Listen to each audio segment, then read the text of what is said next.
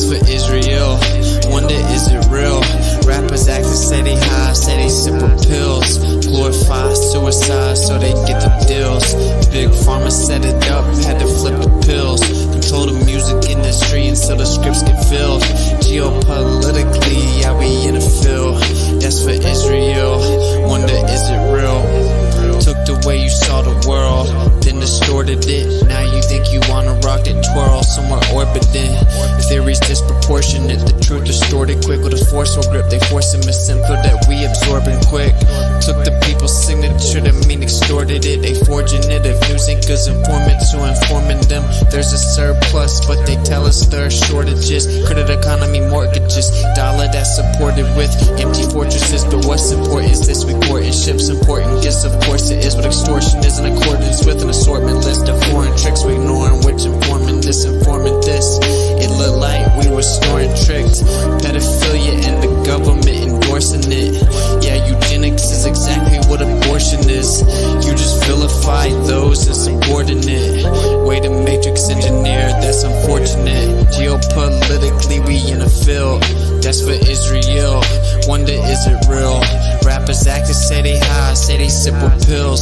Glorify suicide so they get the deals. Big pharma set it up just to flip the pills. Control the music industry until the scripts get filled. Geopolitically, yeah, we in the field. That's for Israel. Wonder, is it real?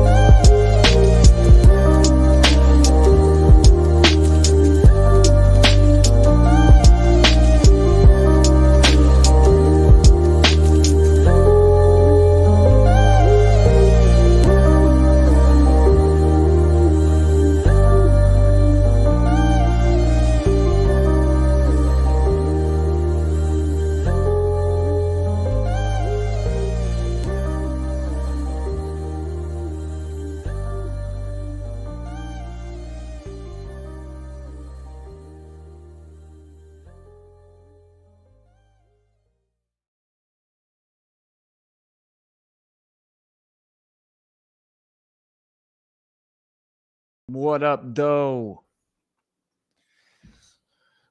I saw someone bringing up the old classic intro with the astronauts.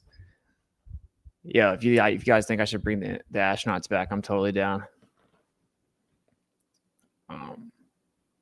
So what's up? It's been a minute. Seems like every stream I do, I say it's been a minute because it's like these huge gaps in between. So look, I have been going through a lot, to say the least. And the last 6 months, 7 months for me have been pretty insane. So a lot of chaos, just crazy stuff. Yeah. So I'll talk about that at some point. I'm not going to talk about it right now, but I will.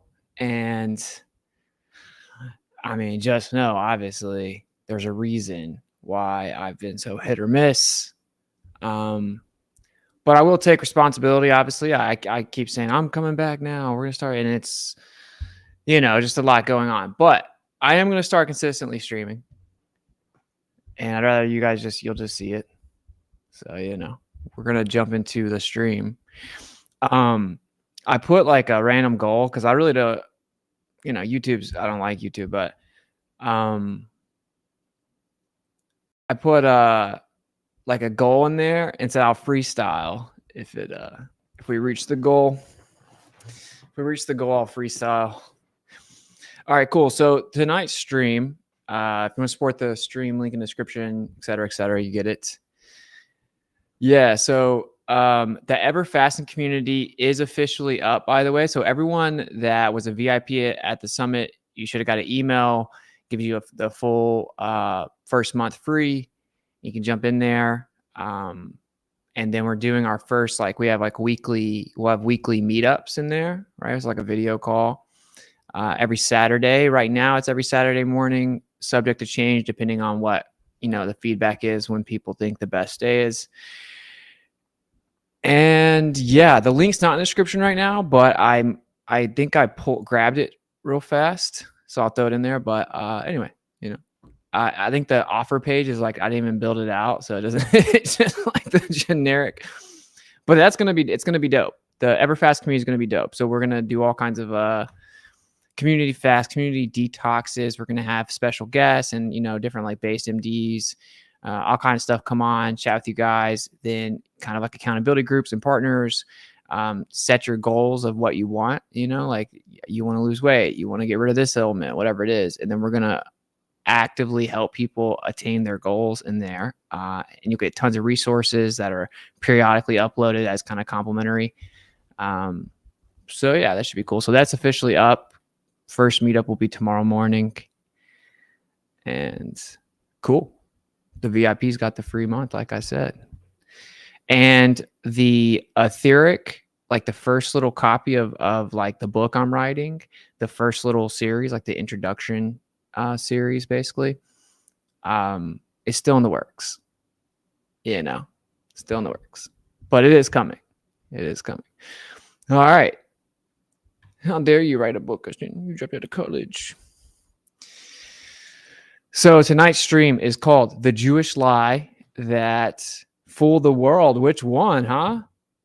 That's not very specific.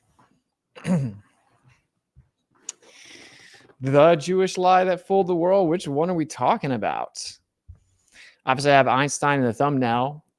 And, I don't think that this stream should get struck, but who knows, right? Who knows? So obviously, Rumble. Once it gets it on Rumble, I think I'm on Rockfin right now. I'm on X as well. X.com. Obviously, go to Rumble, X, or Rockfin to ensure that it's not taken down. I think everything automatically uploads on BitChute. The owner of BitChute hit me up. He's super cool and hooked me up with that. So I think it automatically uploads. Cool. Let's just jump into the topic, right? So, like, what is the Jewish lie that fooled the world? Obviously, with Einstein in the thumbnail and with the trailer being my little Tripoli appearance, we're obviously talking about relativity. And like when people hear this, they're like, this is some nerdy stuff, bro. What are you talking about? I talk to these like super base J pillars, like, by the way, Jewish supremacy is obviously like a major issue. And Israel is just losing its mind on live TV right now, obviously. And that's like old news at this point. But I talk to all these people. First of all, if you like fully identify and like scapegoat all of your problems on that's super lame. That's like hella gay. And then also, if you're like, that's like strictly your identity, I think that's pretty lame. But anyway, I talk to these people because I get invited to these random spaces on X. So if you go to X and you follow me, it'll tell you like, what's it speaking in whatever room. You can go check the space. But I think the audio should be good. So I'll be in these spaces, right? Random topics. And people always bring up flat earth just to try to discredit me. So like, it won't even be about flat earth, but I'll just like dunk on them about something. And so then they got to bring up, oh, I can't be right about that point because I'm a flat earther or whatever. And then obviously I'm always going to clap back. Like I'm never just going to like take it. So they kind of successfully are able to derail the conversation in a way because I'm always going to defend Effie or I'm going to clap back. But anyway, the point I'm making is I go in some of these spaces that are supposed to be exposing Jewish supremacy and all this. And relativity comes up because someone will try to say something about FE. And then I'll be like, yo, chill out, bro. Chill. And I'm like, yeah, you're trying to, and then they'll say something about the Bible being a Jewish book. And so flat earth is a Jewish lie and all this stuff. I'm like, look, my guy, you're defending the mainstream pseudoscience that was propagated onto us in the form of Jewish mysticism. And dude, without fail, almost all of them defend it without even knowing what it is. So it's like, oh, you're so based, bro. Like, oh, you're so based. You realize the same people own porn and the banks. Oh my God, you're so based. But they just can't handle like something of this magnitude. So the point is that the reason it's easy to hear like to hear, oh, this is the Jewish lie that fooled the world, or bring it up. It's just like, what is this nerdy topic that you're talking about, bro? Relativity? Like, people just check out. They don't want to hear it. They don't realize how huge of a deal it is. It is arguably the biggest lie of the 20th century. We can look at the list. There's a lot of them. Obviously, World War II altogether was a huge lie. And then you have the Jewish lie built within that of the atom bomb, right? The hydrogen bomb, the nuclear weapons. And I'll do a stream on that. It's on my list of stream titles or ideas coming up. But obviously, like the propaganda we were told about the atomic bomb it's just complete nonsense. And of course, atoms are reified models, as are all subatomic claims within that. And again, these are the things people's eyes just gloss over when you say this stuff. There's like levels to this, There's the whole like, oh, genocide's bad. Like sixth stream I ever did on YouTube got kicked off because of that. Calling out Israel and stuff. But then there's like everything, the very fabric of what you believe to be existence is a lie. Okay, how you think the world works is a lie. What you think the world is a lie. What you think is above you when you look up in the sky is a lie. The very fundamental understanding of your entire worldview is built upon lies. It's like there are levels to this. So anyway, and again, obviously the atom bomb is a lie, not just because of the pseudoscientific nature of the atom, the atomic model, which just Google the atom and the model keeps changing. It's changed multiple times. They're just cartoons. But beyond that, and we wanted to get all the way into that, but it's a joke. Like 99.99999% empty space. Trust me, bro. Like it's such an exhilarating story that you have there, bro. But supposedly we dropped nukes on Hiroshima and Nagasaki, right? And they forgot to tell you, I guess, that we firebombed the hell out of both of those cities the night before. We had firebombed them all throughout the summer. Japan originally reported it as firebombing, and then they made it sound like they were surrendering because we dropped nukes on them. And in reality, the day before that they surrendered, there were 1 million Russian troops invading on the ground from the north. They were sent in to invade on the ground. That's why Japan actually surrendered. So they reported as firebomb. They surrendered because of the Russian troops.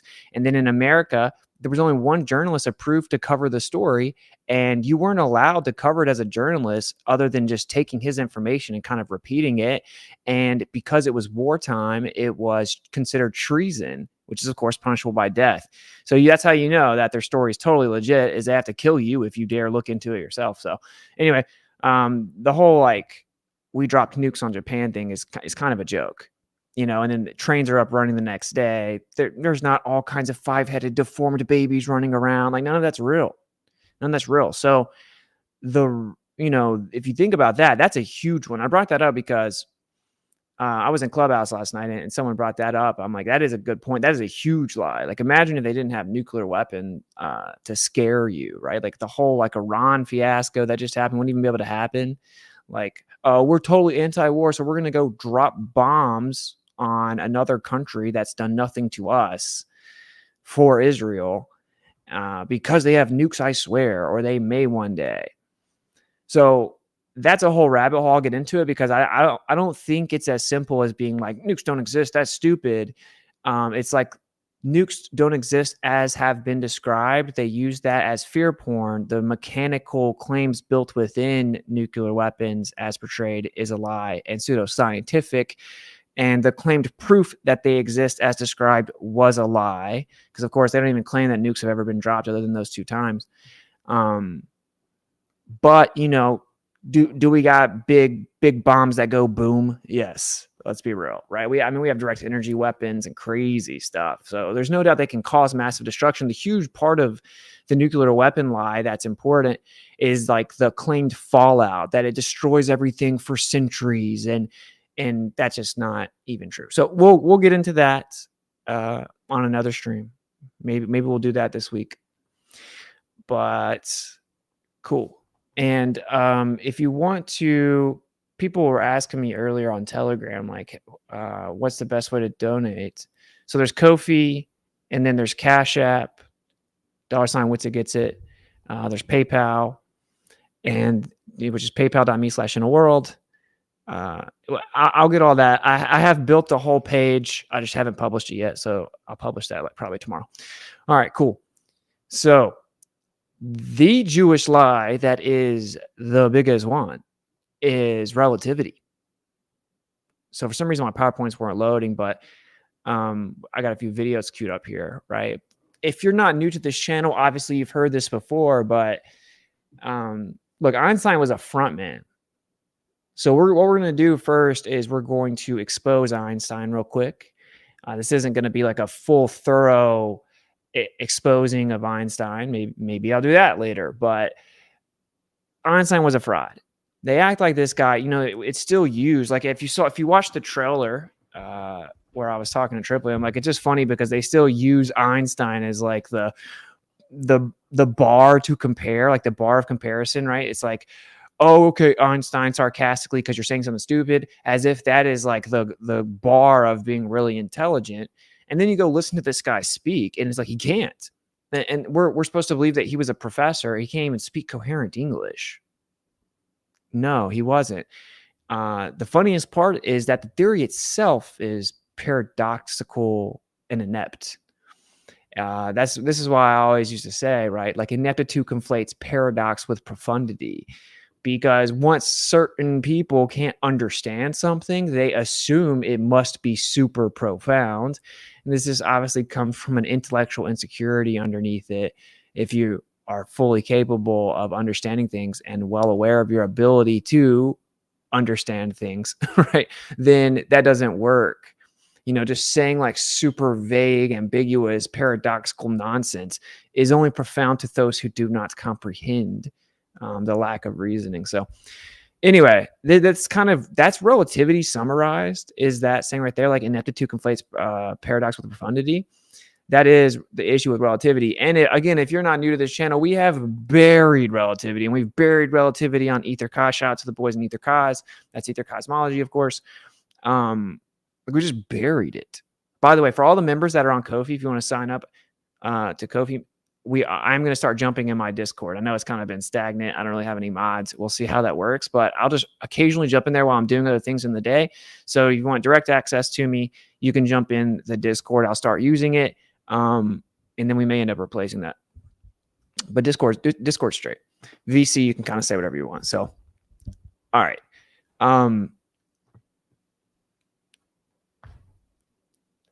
What I'll say, right, is what Einstein did or didn't do in his personal life doesn't actually matter. Like, that doesn't mean that he's wrong. Okay. But I want to bury him because I think he's lame. He's hella lame. He was an ethnic supremacist, Jewish supremacist, weirdo that married his first cousin, like got married and then left her and, marries his first cousin, then talks about in his diary how he wants to have sex with her daughter. It's just wild. This dude was just a degenerate. And if you read his writings, he was just an ethnic supremacist. I know, shocker, right? Like, oh man, no way. I've never heard of such a thing. A Jewish guy thinking that he's chosen. So yeah, anyway, I know I'm skating on thin ice right now. So I mean, just go to Rumble, go to X. I'm not gonna censor myself. So yeah, this guy was crazy, obviously. So we'll place a video where this girl breaks it down. This girl's decently based. She talks about like race realism usually. And we'll see how legit Einstein is. We'll see if we should believe anything this guy says. And again, it doesn't really matter. Like, if the theory is legit and it stands up and it has evidence to back it up, it doesn't really matter who comes up with it. But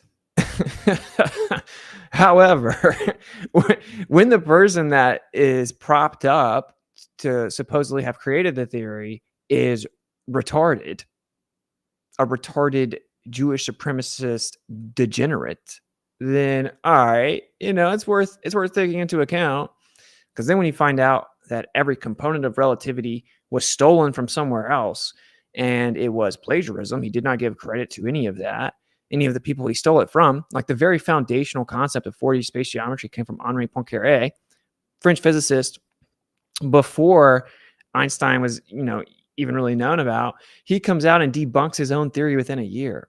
And actually, he proposed it understanding like the requirement of ether, right? And of course, you're attributing physical properties to these concepts of space and time. It just doesn't work. I mean, he actually came out himself and said, it is not the universe that imposes space and time on us, but rather it is we who impose space and time on the universe, meaning that it's merely conceptual. It's not an actual thing. It's just something our mind came up with in our due to our inability to fully grasp, how reality itself functions or is set up. We have come up with these concepts that we throw around as if they are somehow real.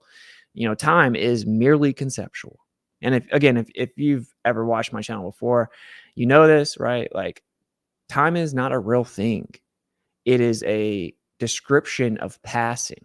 It's a quantification method, typically coming from the motion in the sky, meaning like, every 24 hours, we have a motion that resets in the sky, and we have obviously what we call a year, and we derive concepts from that motion, such as calendars and clocks, time. Okay. But there is nothing that I can go grab called time. That's stupid. Just think about it for a second.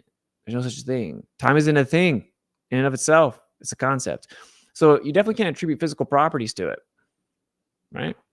It's really simple. And then, of course, space is even worse. It's not only because the lack of anything, which is stupid, and nothing doesn't exist. Privations are merely abstract, right? How are you going to attribute physical properties to that? You can't bend love. You can't bend freedom. Like these are just concepts, and I've said this a million times.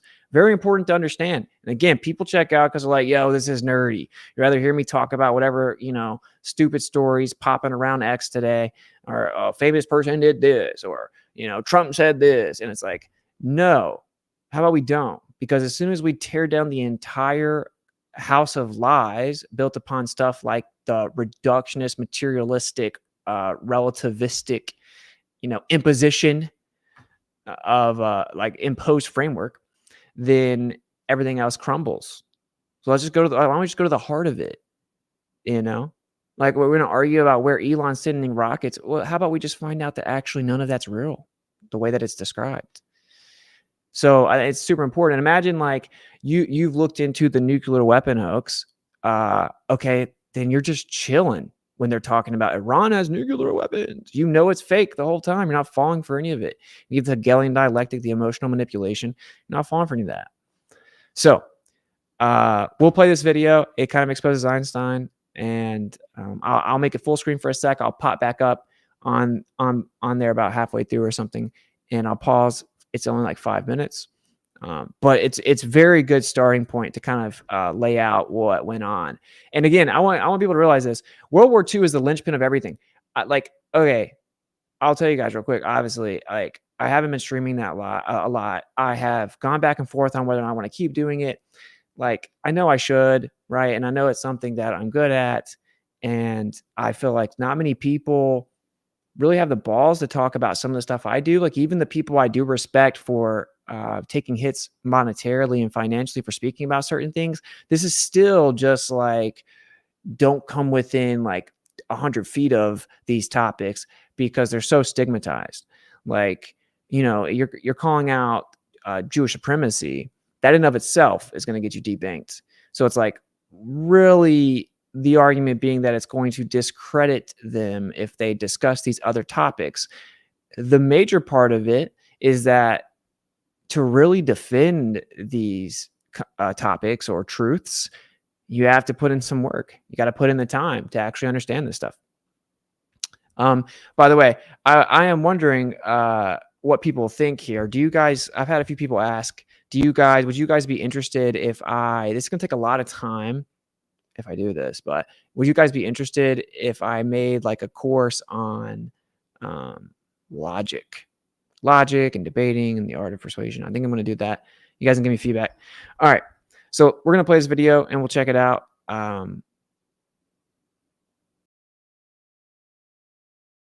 Sorry, I was reading something. So we'll see who this super profound, intelligent master Einstein is, and then we'll get into his theory. And what I was going to say is, like, obviously World War II is this huge lie, and everything changed there, bro. And like again, you can have this really like reductionist, like caveman view on things, but like, okay, yeah, I get maybe you're right about this, but I don't really care about relativity. I don't care about physics. Oh, well, it changes the entire concept of energy and the electrical grid, and the main way that they control you is literally with electricity and transportation dependency. It actually completely changes your entire worldview as to where you exist within the cosmos, as it was required to keep up the idea of this misnomer called the heliocentric model, because of course the sun's not even claimed to be in the center anymore, but that we're a tiny speck of dust free falling 66,600 miles per hour in nothingness. That's not nothing, but it's basically nothing. And we're going straight and we're curving at the same time. And time is slowing down and distances are shortening, but it'll look like time stayed the same and the distances stayed the same. So it'll make it look like we're just sitting here stationary and everything else is moving around us. But actually, all that stuff is staying still relative to us while we fly through the sky, but we just can't tell. We're flying through the sky, bro. Trust me. That's pretty major, I think.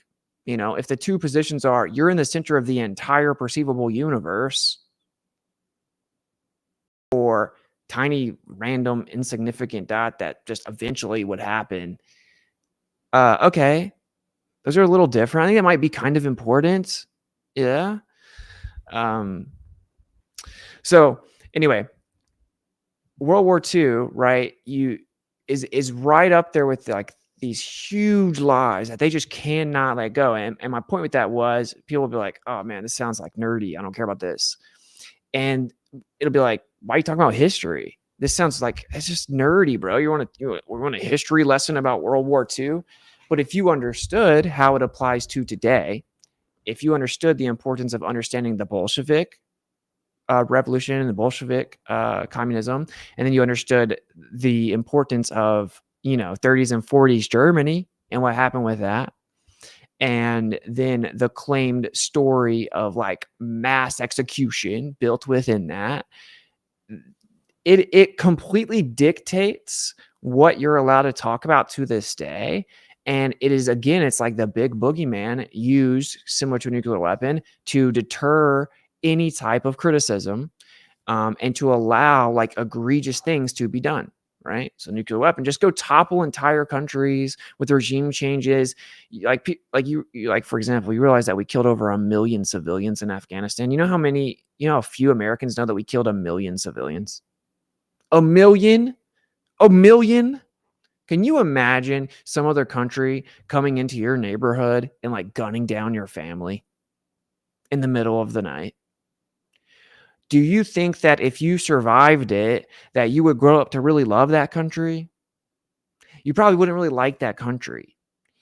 America did it to 1 million civilians in Afghanistan. But my point is, what was the whole thing about the Middle East? Weapons of mass destruction. Oh, nuclear weapons. They use things to put you in fear. Same thing with, the mass cremation event, right? So, and I'm going to cover that in depth, fully expose that. It's on my list, right? But that will obviously not be on YouTube. My point is, it's like, oh, we can't even criticize this group of people because of that. Really? Because I seem to remember like tens of millions of Christians being murdered around that time, and we weren't even told about it. So what's with the picky choosy? Let's just grant the claims. What's the significance?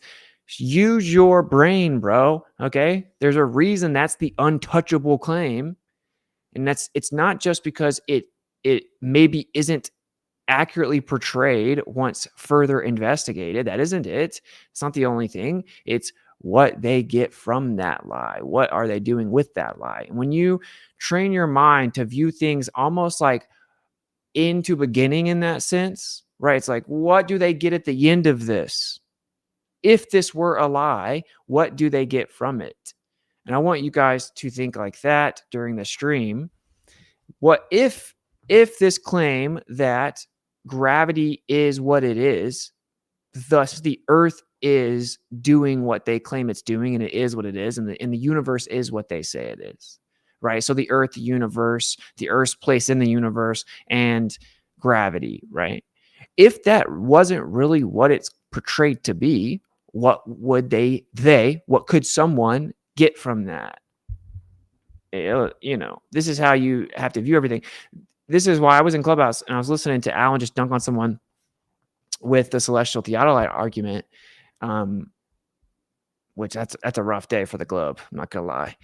And this guy's trying to pretend that he knows Alan's wrong. And what he's doing is he's just trying to retain a couple of the words that Alan says and then say them back. And as long as he can formulate a sentence, he thought that it was a rebuttal. And he called like measurements, angle measurements, arbitrary. But my point was that I just jumped in. All right, bro, I've heard enough. And can you even stillman what Alan's saying? I don't think that you can even stillman it. Can you know that something's wrong if you can't stillman it? And then I asked him, how would you feel if you didn't eat breakfast this morning? Because that's the typical test I'm sure most of you have heard, right? That shows that someone's incapable of truly entertaining a hypothetical, and it's like an intellectual shortcoming, we'll say. They'll say, but I did eat breakfast, or I'd feel how I feel right now. It's like, okay, it's a hypothetical. Okay, and this is the same thing here. Suspend belief. Okay, if you believe that the earth is exactly what they said it was, and you believe every mainstream claim, doesn't matter. Say you believe relativity is true. You think Einstein really was a genius. You think that he was legit, and you think that the earth is a tilted, wobbling, spinning ball, free falling through a vacuum of, ever expanding nothingness. Then, okay, cool. Just press pause. That's why I do like the quote. I've seen it said a couple ways, right? The mark of an educated mind. I don't like educated. Like I'm much more of like an autodidactic type of vibe, but like self-educated. But it's like the mark of an intelligent person to be able to, consider other things without believing in them. And like it's just such a rarity nowadays. Like, no, I don't want that to be true. No, I believe this. No, I don't have time. So I want anyone that does happen to see this, maybe some new people on X and stuff, I want you to be able to do that with this conversation, right? Just be like, okay, well, I'm going to pause belief. I think it's true. Let's see. And then what would they get from it? You must be able to actually critically assess hypotheticals, or you're going to be very limited when it comes to any pursuit of truth or true understanding. All right. Meta rant's over. All right.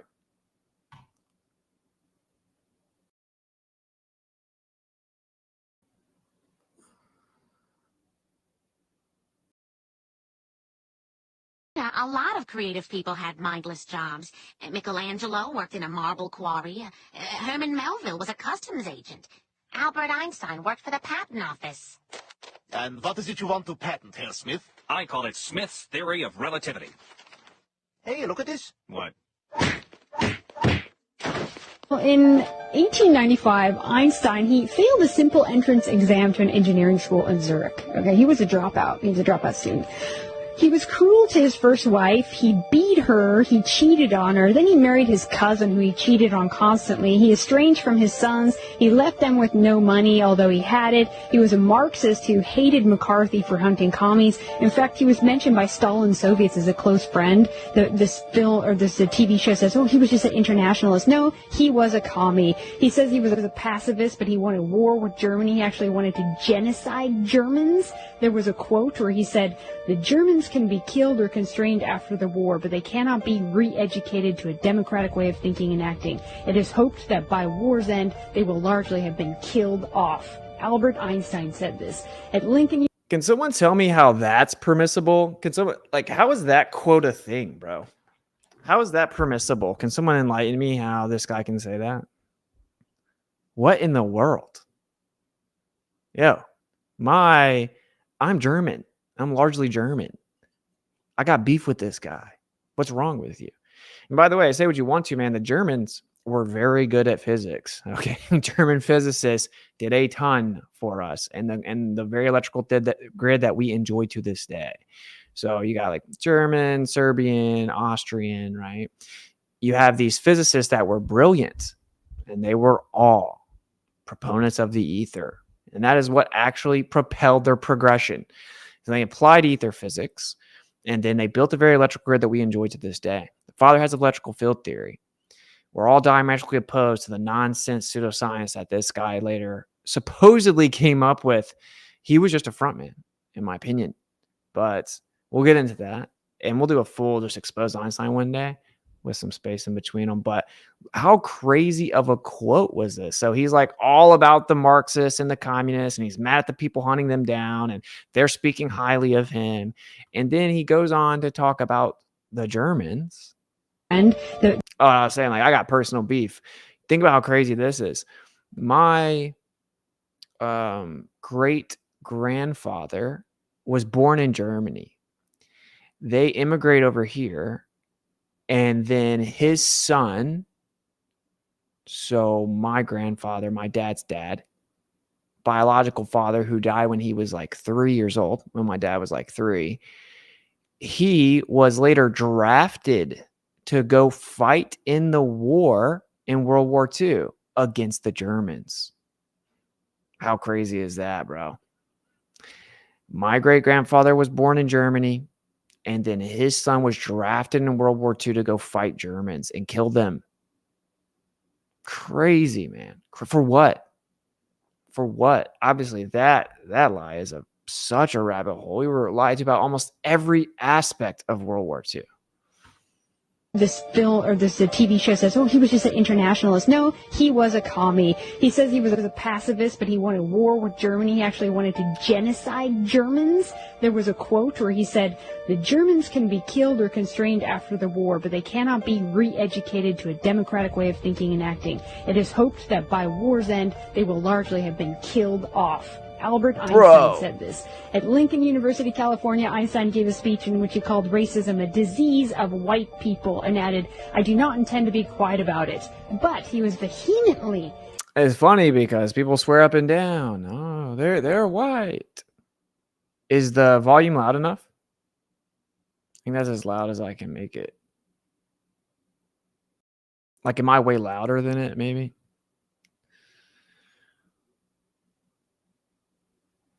We'll do another stream about Einstein and fully break that down. We will never hear about it again. That's pretty funny. I mean, touche, fair enough. Thank you, Twitwit. I am going to do a stream exposing Einstein. It's on my list. All right, bro? Respect the list. The truth is that it's just... Look, I don't want to get too on a tangent here, but there is stuff going on, okay? And I am looking at a very bigger picture scenario, and I am handling things very tactically, trying to be very wise and very patient, and I'm making my decisions accordingly, okay? So I will say I am, at this point, it's just like now we're good. It just took a long time. It's funny. I'm actually, the lease of this place is up in a month. So this lease ends this month. So anyway, so my point is like, you know, new beginning, gonna have to reset this up. If I move out of this house and reset the stream setup somewhere else. And so I'm just whatever, but I will stream a lot. The point is that when I start streaming, you know, 5-6 days a week, then I'll just start popping off these topics. Einstein's one of them, but I won't do that one for a while if we're covering this right now. And anyway, anti-nationalist and anti-white, but very, very pro-Jewish. In fact, he was offered a presidency of Israel. He politely declined the offer by saying, I'm deeply moved by the offer from our state of Israel and at once saddened and ashamed that I cannot accept. He was a hardcore Zionist but opposed nationalism at every turn for Europeans. In fact, he wanted to crush it. So what did he give us anyway? Everything is relative, moral relativism, nothing is certain, no such thing as an absolute, anything goes, what is truth anyway? There's no meaning except relativism, of course, right? So only his view of the universe is the right one that we're all choking to death on, right? The many physicists disagree with his theories because that's all they are, is theories. Well, how has he even gotten this big in the first place? Well, it's a fact. First of all, they're not even just I mean, like, I guess you can call anything a theory. They're not scientific theories. They're not actually built upon like empirical verification, and they are paradoxical, meaning they're not even like theoretically viable. So obviously you come up with a theory, it could be true. And then you can come up with theories that literally can't be true. You know, the next step, once you come up with a theory that could be true, in theory, is you go verify it, you know, empirically. And of course, we won't get into the whole lecture of what science is, but apparently the average human doesn't know. The average person nowadays does not know what science is and does not understand logic and reason. And these two facts alone will explain to you the state of affairs worldwide. They can tell you anything, bro. They just have to captivate your attention, which is typically, you know, 30 to 60 seconds long nowadays. Definitely, you're not going to sit down and read something. So anyway, my point is that it's not even, I can debunk relativity in my sleep, right? On its face, it's inadmissible.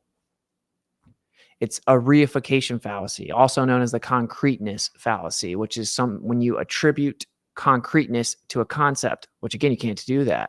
You can't act like a concept or an abstraction is a real, physical, tangible, actual thing. It's called a reification fallacy. That's what relativity is. It says that space and time bend and warp and have curvature, physical properties. They cannot do those things. They are just concepts. They're not real. You cannot attribute physical properties to conceptual abstractions, one of which is a privation. Again, space is the idea of emptiness. Where is space? Can you bottle it up for me? If you give me an empty cup, you didn't give me anything, right? There's nothing in there. What is space?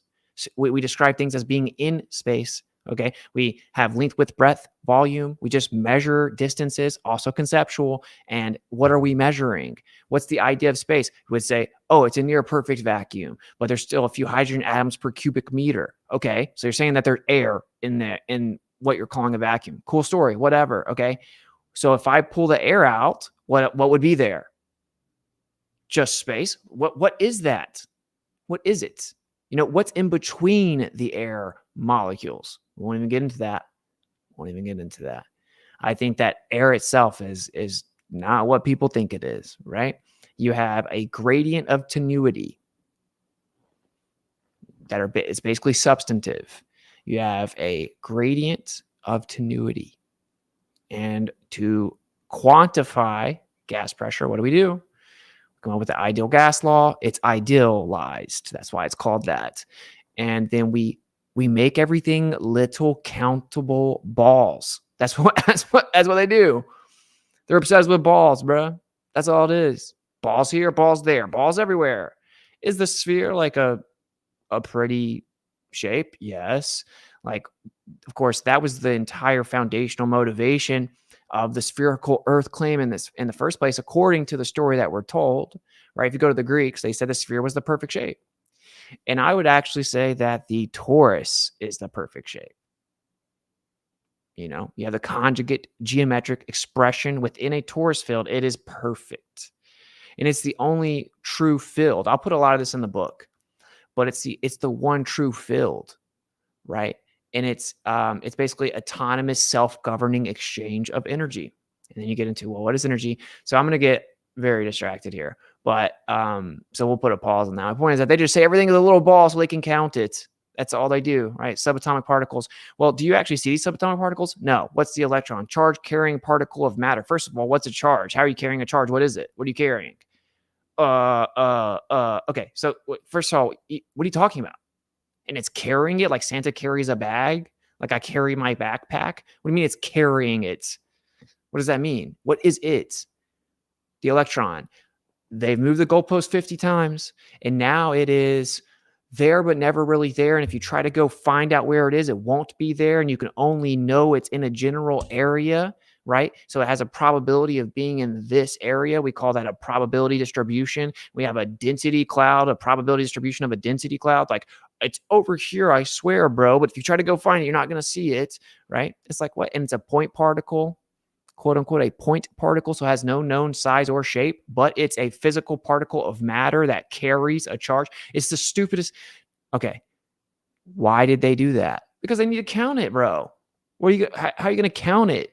You realize that everything's an etheric modality, and the ether itself is non-Cartesian, which means it can't be described with dimensionality. It's not dimensional, non-Cartesian. Then you have a real issue if you're a materialist and you want to quantify everything.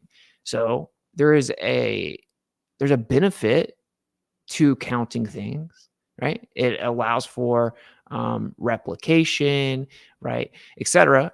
But when you actually conflate the conception with reality, that's when you have a problem. Okay. Anyway, the point is that this is what they do with everything. And this actually stemmed off from that's what they did with air. But even setting that aside, setting the gas aside, right? It's like, okay, here's a near perfect vacuum because there's no such thing as a vacuum, and nature abhors a vacuum, and vacuum is merely conceptual, but we're going to call this a vacuum chamber. So it's a chamber and it has just a really, really low gas pressure. And so people claim that it's little gas particles bouncing around. Okay, whatever. We measure gas pressure as the pressure, the force exerted or pressed on the walls of a container, with a said finite volume. I was like, okay, whatever. We got pressure. You just want to claim that it's little balls bouncing around, whatever. We'll just say that for a second. What's in between the balls, bro? Space. What? I'm asking you what it is. What is space?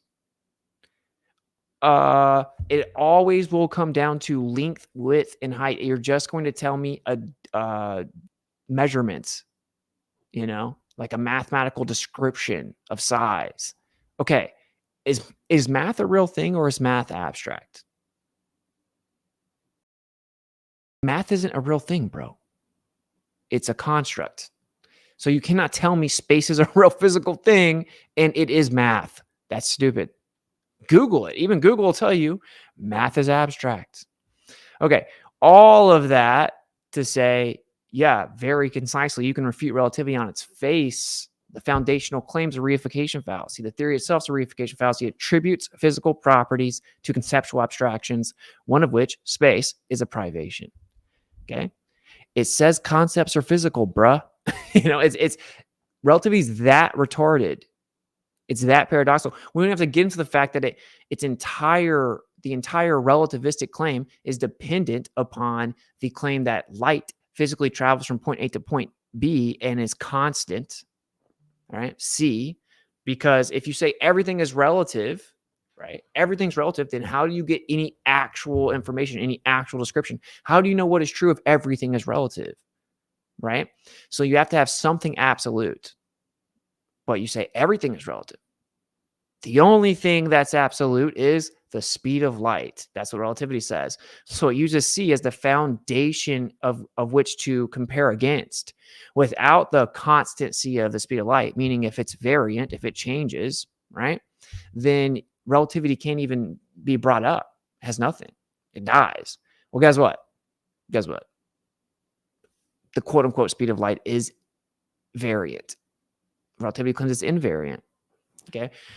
So then you can really get into all this stuff, right? Which is how you actually have to account for the velocity of whatever medium that, say, light or anything is propagating in. And you have C plus V, but it should just be C. So you actually have to account for the anisotropic propagation of signals, and which anisotropic means it goes faster in a preferred direction. Anisotropic, preferred direction. Isotropic, no preferred direction.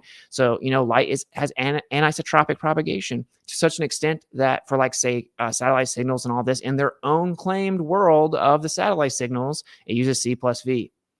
It accounts for some type of medium that's moving and the light goes faster in a certain direction. It goes faster at certain altitudes. It goes faster in certain locations and certain times of the year, right? It's like these are all major problems for relativity.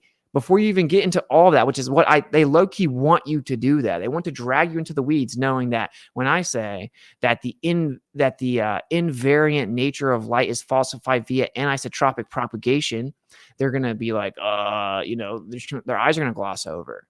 They want you to get into the weeds. Relativity is the weeds. Like, that's all it is. It's like paradoxical nonsense that confounds the simple mind. It's crafted to bend the simple mind, right?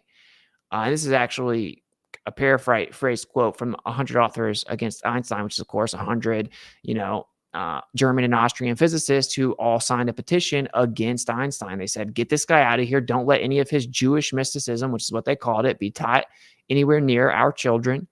We need to get this out of here. This is not real. It's fake. It's Jewish mysticism. Right.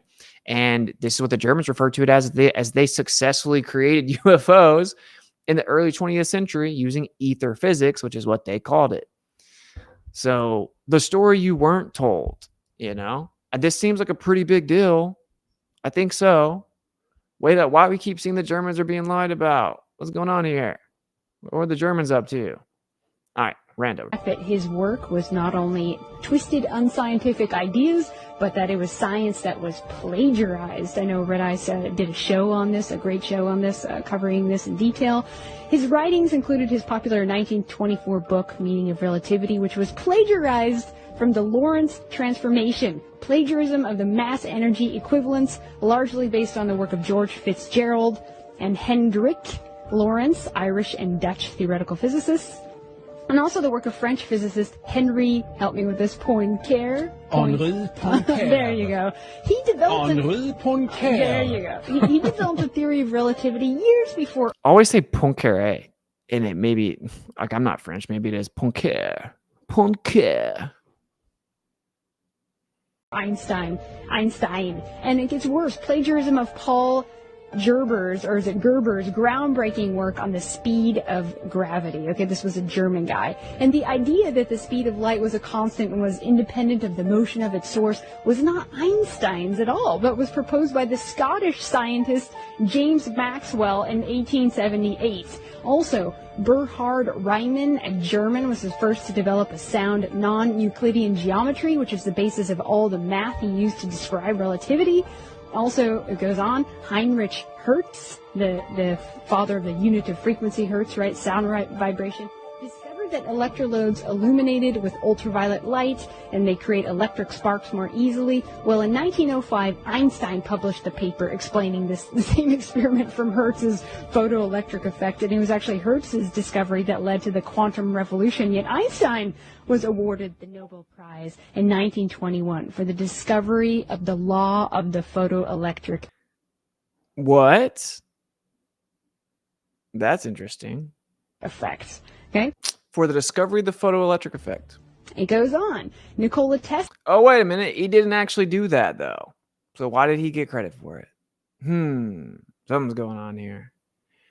So when I try to bring up to people, right, like even within the FE realm, I'm like, yo, this claim that light is like a physical particle called the photon that travels from point A to point B, like, dude, that's just pseudoscience. Can you prove that? Oh, here's a photographic plate that has some dots on it, bro. Please, can we level up a little bit here? And people get all triggered and they defend it to, like their life depends upon it. I'm like, you realize that this lie is attributed to Einstein. This is what Einstein got his Nobel Prize for.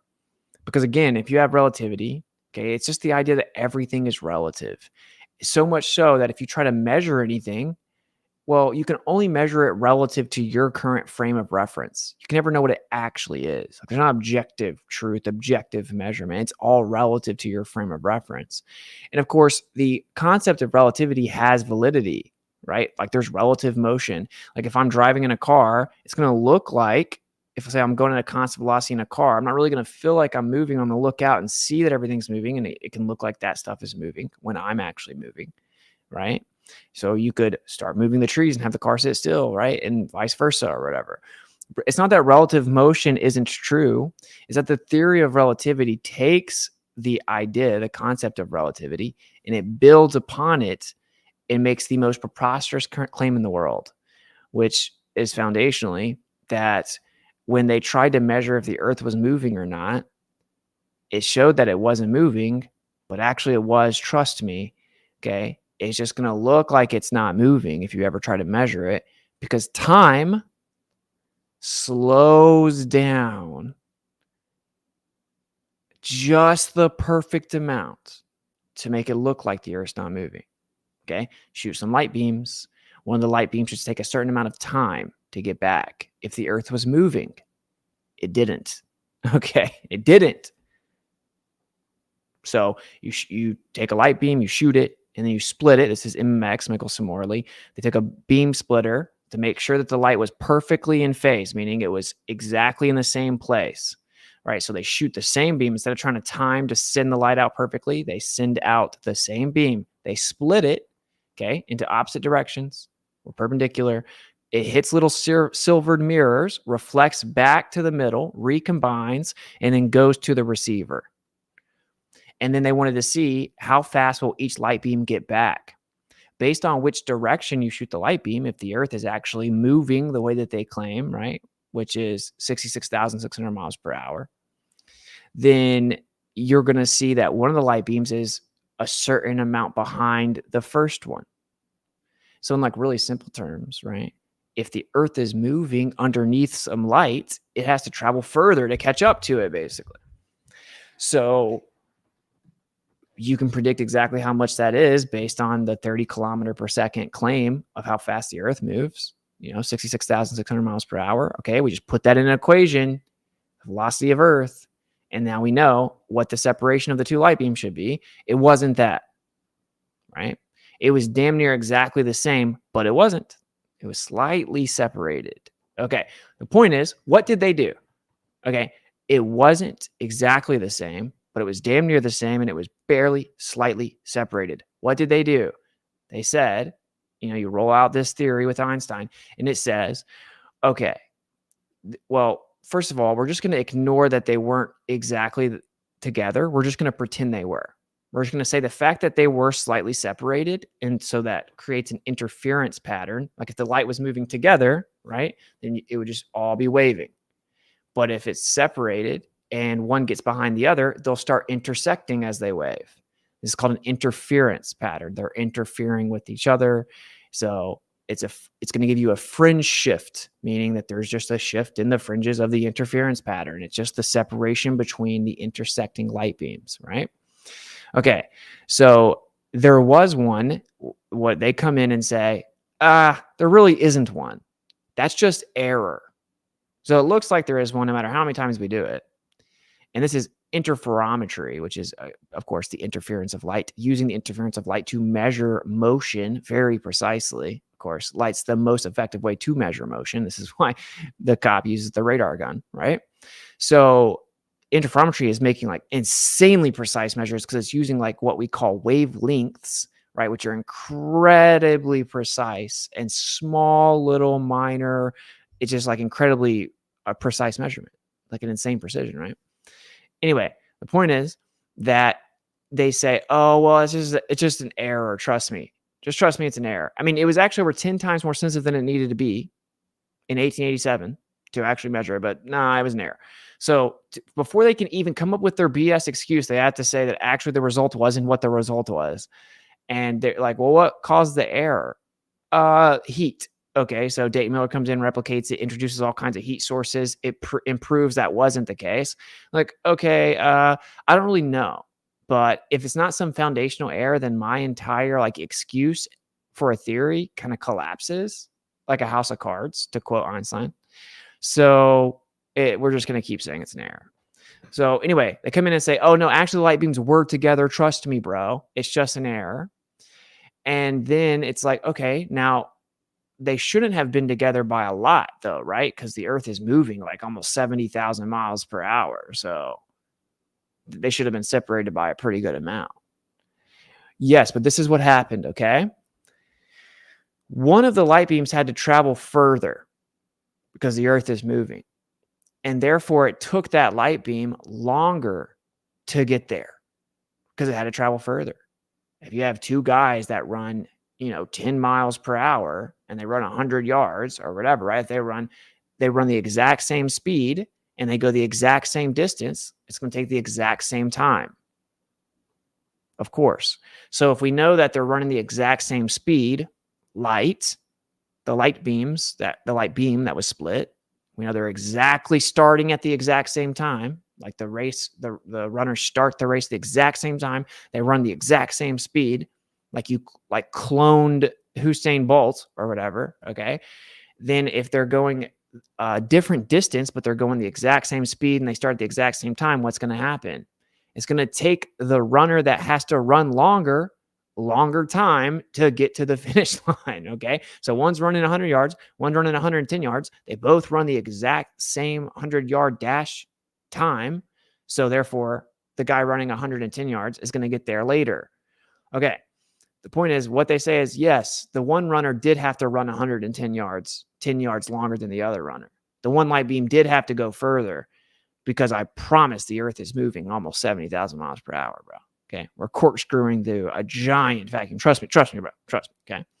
So yeah, it did have to go further. And so that would mean it would have to take longer. But this is what happened. It went further, but as it went further, the only way we would know how far it went is if we measured it. Well, the apparatus that we used to measure it, it actually started contracting. So it started getting smaller. Our ruler got shorter, basically. The measuring apparatus contracted. Okay. The perfect amount, the exact perfect amount by mere coincidence to make it look like it was the same exact distance as the other runner. So the football field shrank 10 yards for one runner and made it look like he was running 100 yards, even though he actually ran 110 yards. Okay. So you start at the goal line. The guy runs 100 yards to the other goal line. The other guy has to run all the way through the end zone, 110 yards. Trust me, he ran 110 yards. But what happened was the end zone actually like kind of contracted and it became where the original goal line was. Okay. So you just can't tell. Like, so if you go back and look at the ruler, it's going to look exactly the same. Right? It's going to look like the exact same distance, the exact same size, everything. But actually, it contracted the perfect amount to make it look like both the light beams went the same distance, like both the runners ran the same distance. And simultaneously, while that happened, and the cause of that is that the Earth is moving. Right? Trust me. So it doesn't show the Earth is moving, but because the Earth is moving, I swear, it actually made the distance contract the perfect amount to make it look like it wasn't moving. And at the same time, simultaneously, time, we're going to use a stopwatch because the runners are going to take off at the same time. We're going to use a stopwatch, see how long it takes. Time itself, the concept we talked about earlier, slowed down because it dilated. So the time stretched out and slowed down the perfect amount to make it look like it was the same time as the other runner or the other light beam. So both the distance and the time changed together the perfect amount so that it looked like the light beams got to the receiver at the exact same time and they went the exact same distance, thus took the same amount of time to do so, same duration of time, but actually one went further and took longer, right? Just when you're on the Earth that is moving, it's going to look like it didn't. That is the actual story. That's the claim. First of all, that's just the most retarded thing I've ever heard. It just on its face makes no sense. Okay. Time's a concept, bro. It's not getting wider. It's not stretching. There is no physical anything. Okay. There is no curving. You don't get to take space and time, put it together, and now all of a sudden it curves and can have physical properties. Like this chord here, it can curve. Okay. It's a real physical thing, bro. Okay. So time isn't stretching and slowing down. Okay. And the distances aren't contracting. That is stupid. Now let's pretend it wasn't stupid for just a second. Okay. Can you prove that?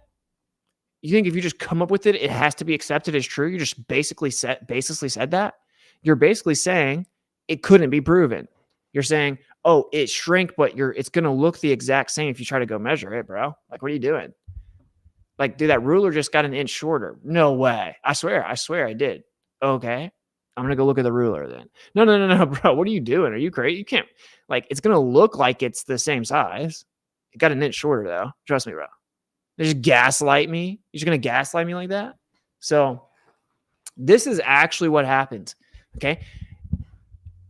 Any logical person would be like, okay, yeah, wait, that's ridiculous. There's no way that this guy's telling the truth about what happened. It is. Look it up. That's what happened, okay? So now zoom out for a second. Like, okay, not only is it not possible on its face, and is it baseless and is unfalsifiable and makes no sense. And okay, zoom out. Let's say that is obviously not true. What did I talk about earlier? Suspend belief. Let's figure out what are the implications of it. Okay, if that was all proposed to explain how the Earth was still moving but looked like it wasn't, okay, if the explanation is complete BS, then what are we left with? The Earth's not moving. Now, if we go back to there actually was a fringe shift, okay, what do we have here? Wait a minute. So if we don't just baselessly claim it's an error, even though it happens every single time, if there is a fringe shift, what does that mean? There is motion somewhere, right? Because again, it's called one of the light beams having to go a little further and take a little longer than the other one. So there is some type of motion. What's moving? Well, if the Earth's not moving, everything else is moving around it. So what's that light moving through with the sky that's moving and the stuff that's moving in the sky? Because we see the stars rotate and all this, right? But was the light, down here on my table moving through? Not the stars. Like the stars are moving. What's the star moving through that this light's not moving through that's causing it to go faster? Ether. That's where there's some type of medium there. And we know this is true because when light goes through like a vortex of water or a whirlpool, it goes faster. You have to figure out how fast the water's going, right? You have to measure how fast the water's going, then add it to the quote unquote speed of light to get the answer. And it works perfect every time. This is actually how they came up with the Michelson-Morley test in the first place. In fact, and I'll stop here. When they came up with the idea of Michelson-Morley, they celebrated. It was just, they were just going through the motions by the time they actually did it. It was actually the idea itself that was so incredible, right? It was so revolutionary. It's like, oh, we figured out how to do it. Since we know that when light travels in a medium, quote unquote, travels through a medium, that you have to know how fast that medium's moving and then add it to the quote unquote speed of light to get how fast it actually is going to go. It's going to go. It's just like if you swim in a stream and say you can swim 10 miles an hour. Okay. If the stream is going 5 miles per hour, you're going 15 miles per hour. You got to add the 5 plus the 10. Add how fast the water moves with how fast you move. This is how the world works. Okay. So when they came up with, wait a minute. So if the Earth is moving and now we're going to split this beam and the light's moving, now we can know we can actually prove the constancy of light, that it always goes the same speed by doing this over and over. And we're going to basically be measuring the motion of the Earth. So they celebrated because the idea itself was like indisputable, right? Because it had already been empirically proven by taking water, like another medium, with light, Fresnel effect. So it's like, okay, they go do it thinking like, oh, this is a victory lap, get the champagne ready. And then they get hit completely off guard and it doesn't occur the way they wanted to. It flipped all of physics upside down. It's called the greatest failed experiment in history. It is a huge deal.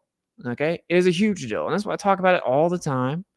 I try to find 1,000 different ways to explain it. I become really redundant and say it over and over because it's very important. And dude, no one can dispute it and properly debate it. You know what the primary argument, because all these really intelligent people and professors, they just apparently go to Wikipedia and repeat what it says. You know what the standard argument is for the fact that there's no error? It's like, oh, well, you can just never get it perfect. Trust me, it is error. It's getting smaller over time as we get more precise. Not even entirely true, whatever. And then it's like, okay, so what proof do you have of, or like, this is the most standard response is, it had nothing to do with the motion of the Earth. It just disproved the ether. The entire point was that they were using the motion of the Earth. It's in the equation of how they got the fringe shift, the interference pattern, the separation between the light beam that was supposed to be there. It was all about the motion of the Earth. The velocity, one of the velocity components, there's two velocity components in the equation. One of them is the velocity of Earth. It's all about, it's literally, the title of the paper is the relative motion of the luminiferous ether and the motion of the Earth, right? So my point is, this is a huge deal, because if the Earth's not moving, I'll let you figure that out. If the Earth's not moving, what does that mean? Everything's moving around it. If it's not moving, then it must be in the center of everything moving around it. Okay. If the Earth's in the center of the entire universe, how did it get there? And why are we not being told that it's in the center of the whole universe? What are we being told instead of that? This is the Jewish lie that deceived and fooled the entire world. Jewish mysticism for the Goyim. That's what it is. He could not stand Einstein. In fact, he called him an old crank. He gave a scathing analysis of Einstein's relativity theory, calling it a magnificent mathematical garb, which fascinates, dazzles, and makes people blind to the underlying errors. The theory is like a beggar clothed in purple whom ignorant people take for a king. He said this in 1935. John Murray Cudahy, a brilliant known sociologist, said Einstein was motivated by a desire to distort and destroy Western science. Very, very accurate. Dayton Clarence Miller, president of Britain's Royal Astronomical Society, disagreed with all Einstein's theory. He had his own absolute space theory, which is interesting. And it goes on. 100 prestigious Austrian and German scientists denounced him in this book, 100, I don't know how to say it, Otteringen, I'll pull it up right here, accused him of being a pseudo-mysticism and pseudo-mystic and just speculating everything, basically. 100 scientists. H.L. Mencken, there's sound reason for believing that Einstein will not hold up in the long run. A pseudo-mystic, bruh. What a check. You know, back in the day, people had so much class that they checked usually like fuzzy-haired crackpot and pseudo-mystic. I love it. I'm going to start calling people pseudo-mystics. And again, like the Germans actually referred to it in their documents as Jewish mysticism. This is why, I'll play a clip in a second. When Owen was moderating my debate with the preacher, I'm like, yeah, you claim to call like Jewish supremacy and all the subversion and deception going on, but like you're sitting here defending Jewish mysticism. That like it's really spills over into Kabbalah. Curved space may be classed with psychosemantic bumps of Gall and Spurzheim, two other brilliant scientists. So the point is, we wouldn't be in the Stone Age without him, hardly. We'd be cultivating other planets by now, right? And then people who say, did you really have to ruin this really good video? Oh, you're just jealous of him, or, oh, it's because he's Jewish. No, it's because he was a thief, a liar, and a plagiarist, and an awful person in his private life, and true brilliant people couldn't stand him, and they viewed him as a crackpot, and a liar and a plagiarist because he was. And Einstein criticized scientists he felt threatened by true geniuses like Erwin Schrödinger, quantum theory, Werner Heisenberg, Hilbert Planck. He was actually the jealous one who was attacking all these, but he was propped up as the archetype of brilliance. Obviously, her arguments are largely fallacious, right? Like she's personally attacking him, you know, ad hom doesn't mean he's wrong, just appealing to like consensus or the authority of these other people.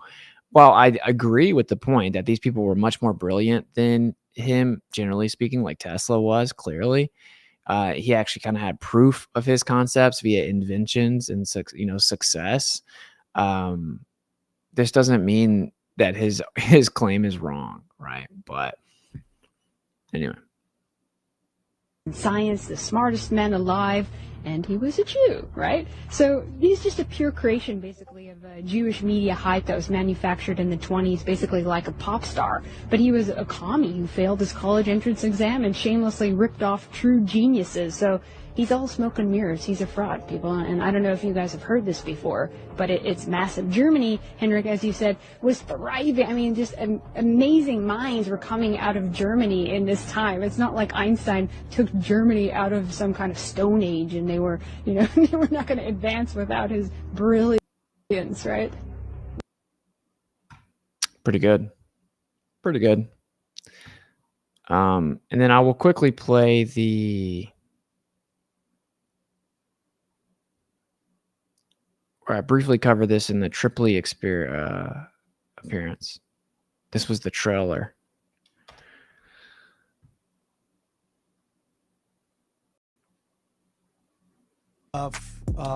Einstein to be a fraud?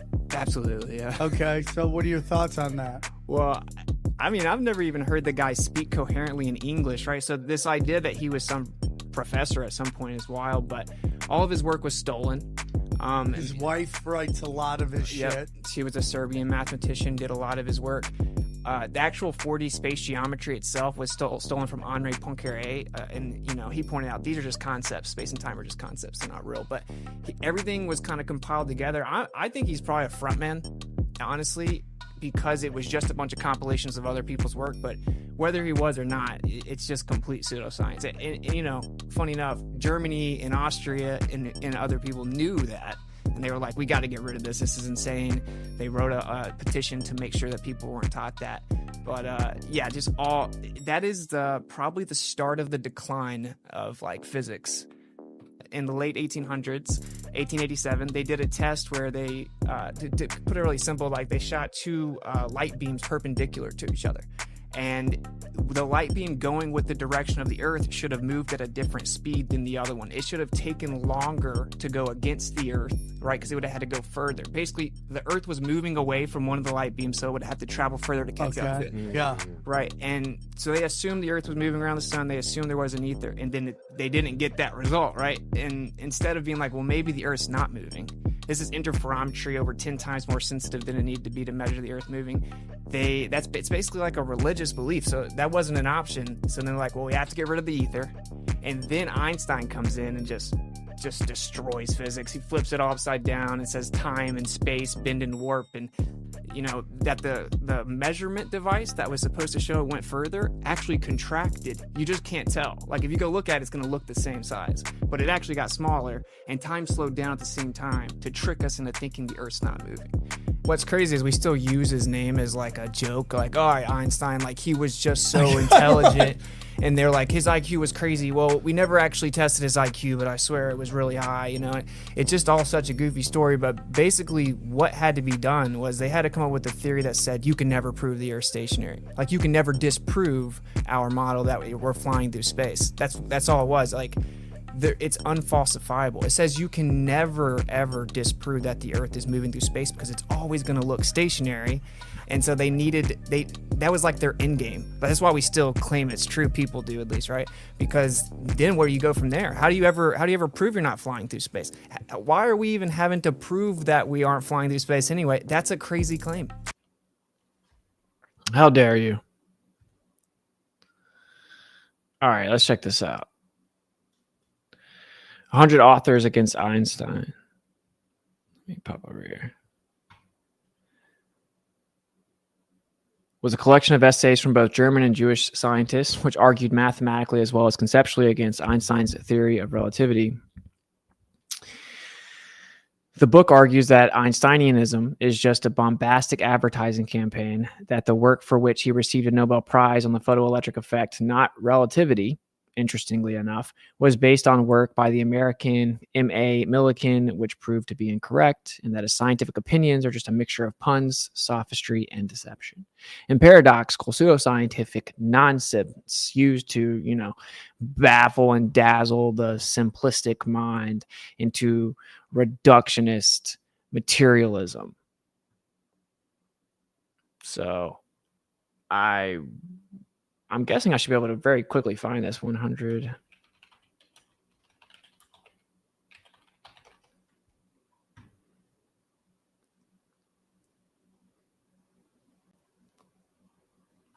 Let's see if I can do it without having to download the PDF. Oh, bruh.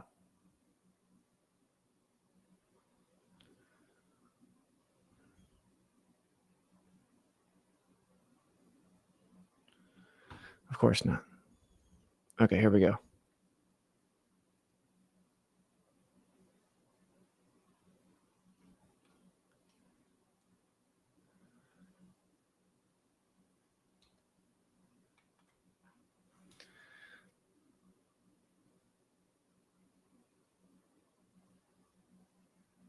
Let's read the foreword. It is a unique case in the intellectual history of mankind that a theory is proclaimed and celebrated as a Copernican act, never even if they are valid, able to reshape our view of nature and the world, in whose essence lies so difficult to be incomprehensible to the general public, so that their popularity hardly seems understandable. You should be able to explain it in very simple terms, right? Like the fact that like I use very specific words because I think that substantive specificity is obviously very important. Like that right there, substantive, meaning that it actually has meaning. It's not just filler or fluff words. Specificity, obviously, meaning it's very specific. It's not just super vague and like lacking specificity, right? But the point is that you should always be able to explain it simply. I mean, I gave, like, for example, if you actually understand MMX, then you should be able to explain it using some simple analogy like two runners racing. If you actually understand relativity or the problems relativity claims to answer or explain, you should be able to explain it simply. No one can explain relatively simply because it is simply incomprehensible paradoxical nonsense. Einstein himself said he had trouble trying to even comprehend what the implications were. He could never really articulate it. When he's asked about it, he said stuff like, have you ever like put your hand on a stove and noticed how like 1 minute will feel like an hour? But if you talk to a really pretty girl, an hour will feel like a minute. That's the theory of relativity, bro. No, it's not. No, it's not at all.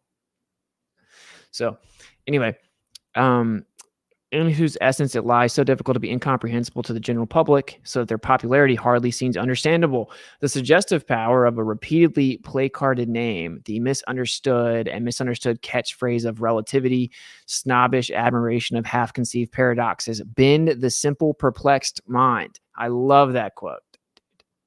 Snobbish admiration of half-conceived paradoxes, bend the simple, perplexed mind. Unbiased thinking and unbiased science have rebelled from the start, have expressed the most important doubts and asked questions. They were dismissed with completely ignoring the twists and turns. Thus, Einstein's counter-expression to Leonard's famous first objections in 1918 touched the main points too little or not at all. A similar thing was repeated at the scientific meeting in 1921 on the occasion of the Leipzig cemetery celebration in 22. A similar thing was finally saw. 19 physicists. This is not the perfect translation.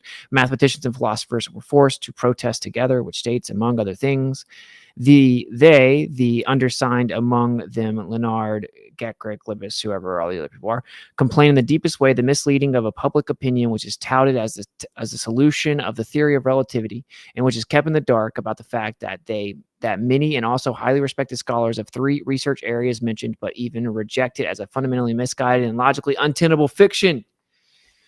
And look, they were not playing around about this vocalization against Einstein's theory, right? Like this opposition to his theory was very adamant, and they wanted it. They didn't want to just be like, hey, I want to raise awareness to everyone so you guys know this is some Jewish mysticism. It isn't true. They were like, dude, get this out of here now. And that's because people were more intelligent back in the day. And they understood the implications, the philosophical implications of applying and believing something like this. If you have to adapt your worldview to something that you don't even fundamentally understand, you're just going to aimlessly wander around like a confused, lost little puppy, just looking for someone else to tell you what to believe in. And this is what I think in like a meta macro way is the most, damning part of relativity. It is the most detrimental, most dangerous aspect of the theory of relativity being propagated and believed. It's that it renders people retarded. That's what it does. That's why I always say, like, the heliocentric model and the theory of relativity, it isn't that these people, when you hear some of them debate, it's all fallacies. It's all deflection. None of them can even actually engage with the point in good faith. And you're like, is this person just like stupid? It's really not that they're stupid or retarded as they appear. It's that their devotion to these lies render them retarded, because you're just going to have to do mental gymnastics and backflips to try to explain the inexplicable. So anyway, I'll show you another.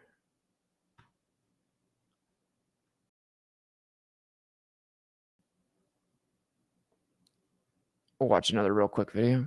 This is from the classic film The Principle.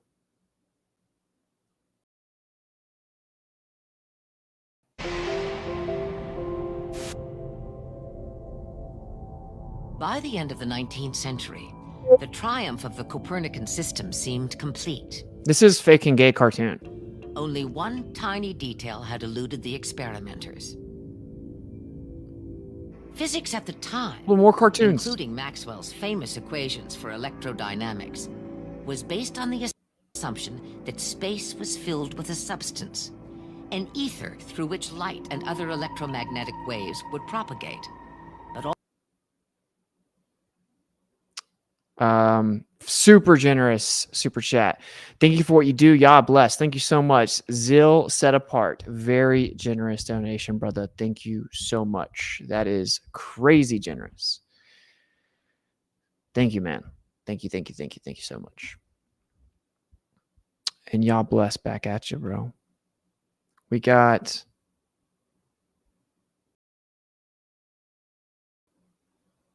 Rise and Victory. Also a generous donation. Einstein's theory of relativity makes sense to all when applied to his twin experiment. But when applying it to the triple experiment, each will agree with one on how old they each are, but then disagree with the other. Man, like the whole like twin experiment, the thought experiment, it's like, it just shows, it's like the fact that that's what people always bring that up. Like it's the one issue. It's like one of the only issues that relativity has, and people think they have answers for it. It's like it is one of the paradoxes. And then yes, I've heard about it extending it to the triplet, but on its face, it doesn't work. It's just stupid. Thank you for the super chat. Like you have Tesla, and I don't think the other guy again super generous. Zeal set apart. Thank you so much, bro. Helps more than you even know, brother. And if you want to support the stream, you can also go to kofi.com/witsit. I'll read them all out at the end. I saw someone, I remember that someone said that it was a generous donation, so I wanted to call it out. I don't remember what I was saying. Oh yeah. Like Tesla, he basically pointed out this very simple idea, which is like, this can't be true on its face because space can't have curvature. It's a concept. Space can't curve. Do you guys realize that the claim is that nothingness not only exists, but that it curves? An intellectually honest mind would be like, what? Okay, why was that ever a thing? Much less, how is it still a thing? And that is a very important why question that you need to follow. Why would that ever be a thing? Because there is no other way out from the unavoidable, inevitable, yet uncomfortable fact that the earth is not moving. It's uncomfortable for those who have an extreme bias. If the earth's moving, cool. If it's not moving, cool. If it's a globe, cool. If it's a plane, cool. You know, earth is actually land that came up out of the water. And there's water everywhere. And I don't claim to know like any finite dimensions of the earth.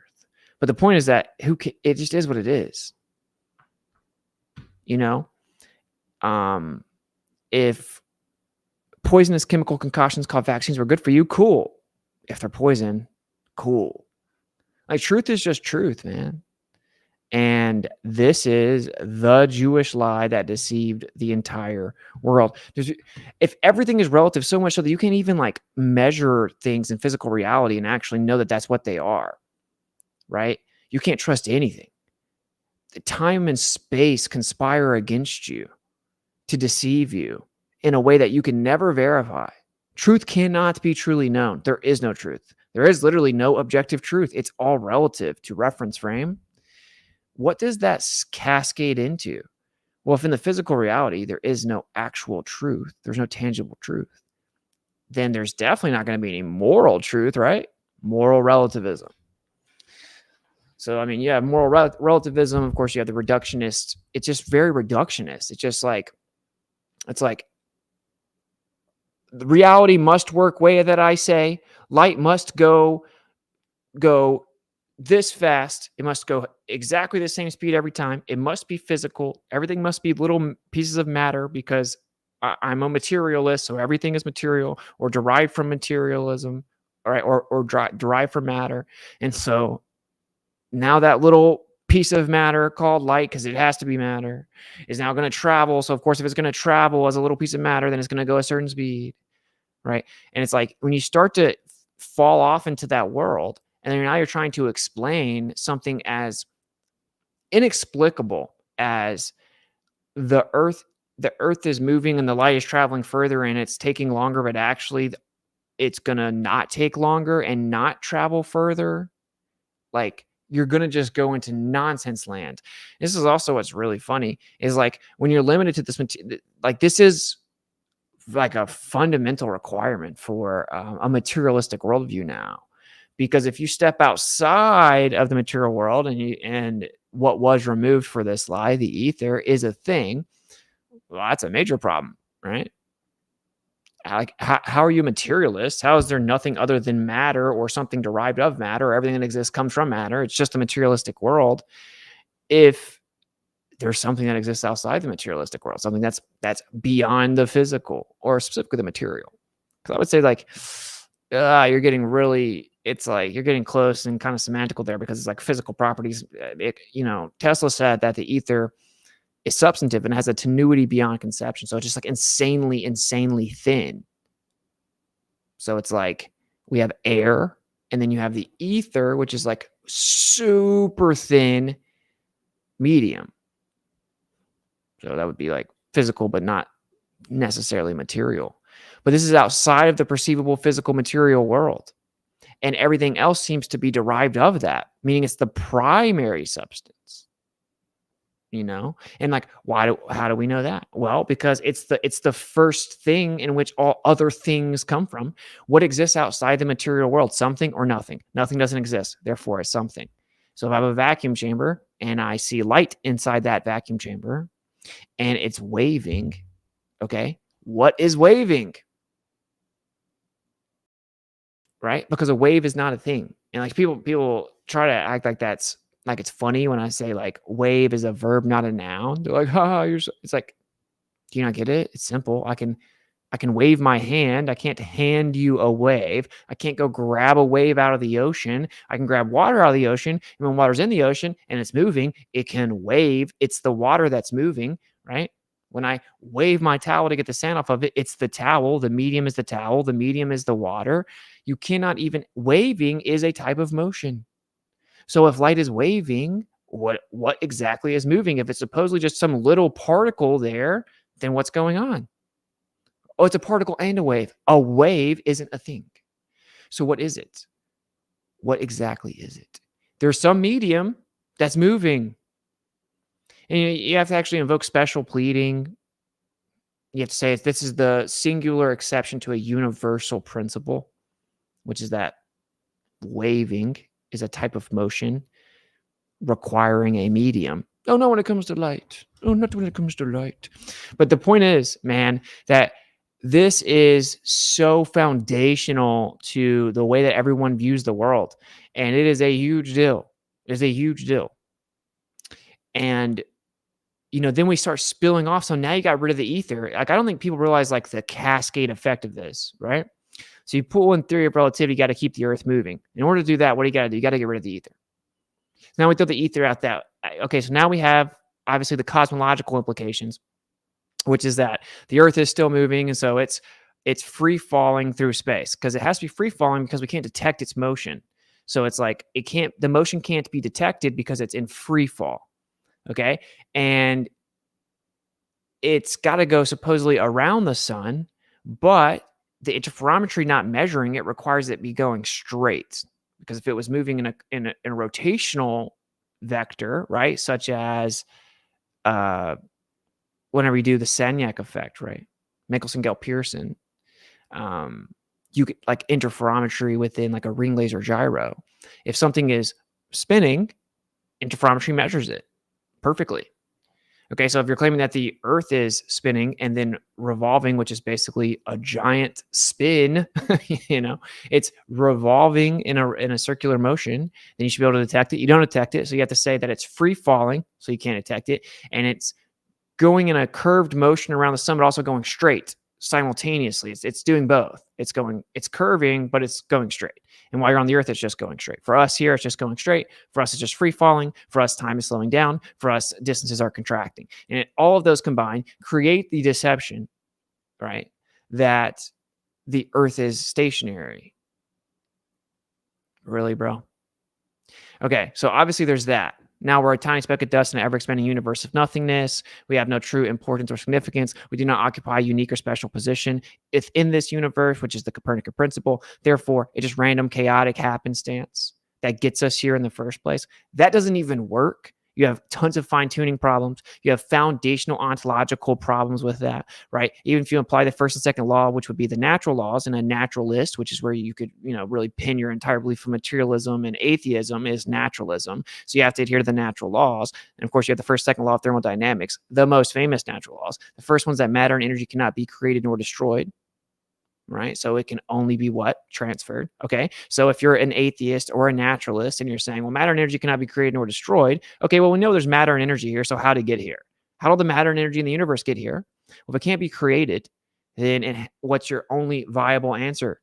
It's that it was always here.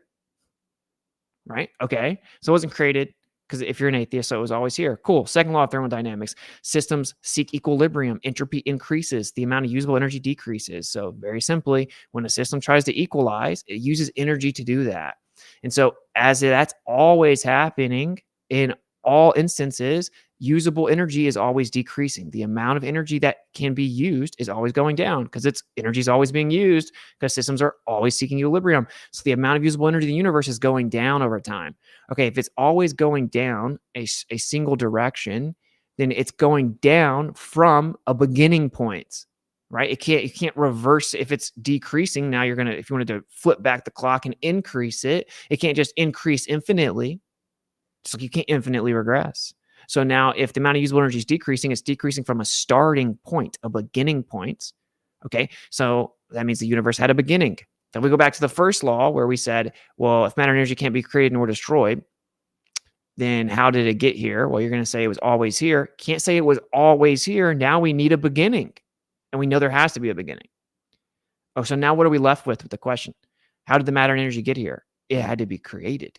Well, if it was created, we have a problem because the first law of thermodynamics, a natural law, says it can't be created.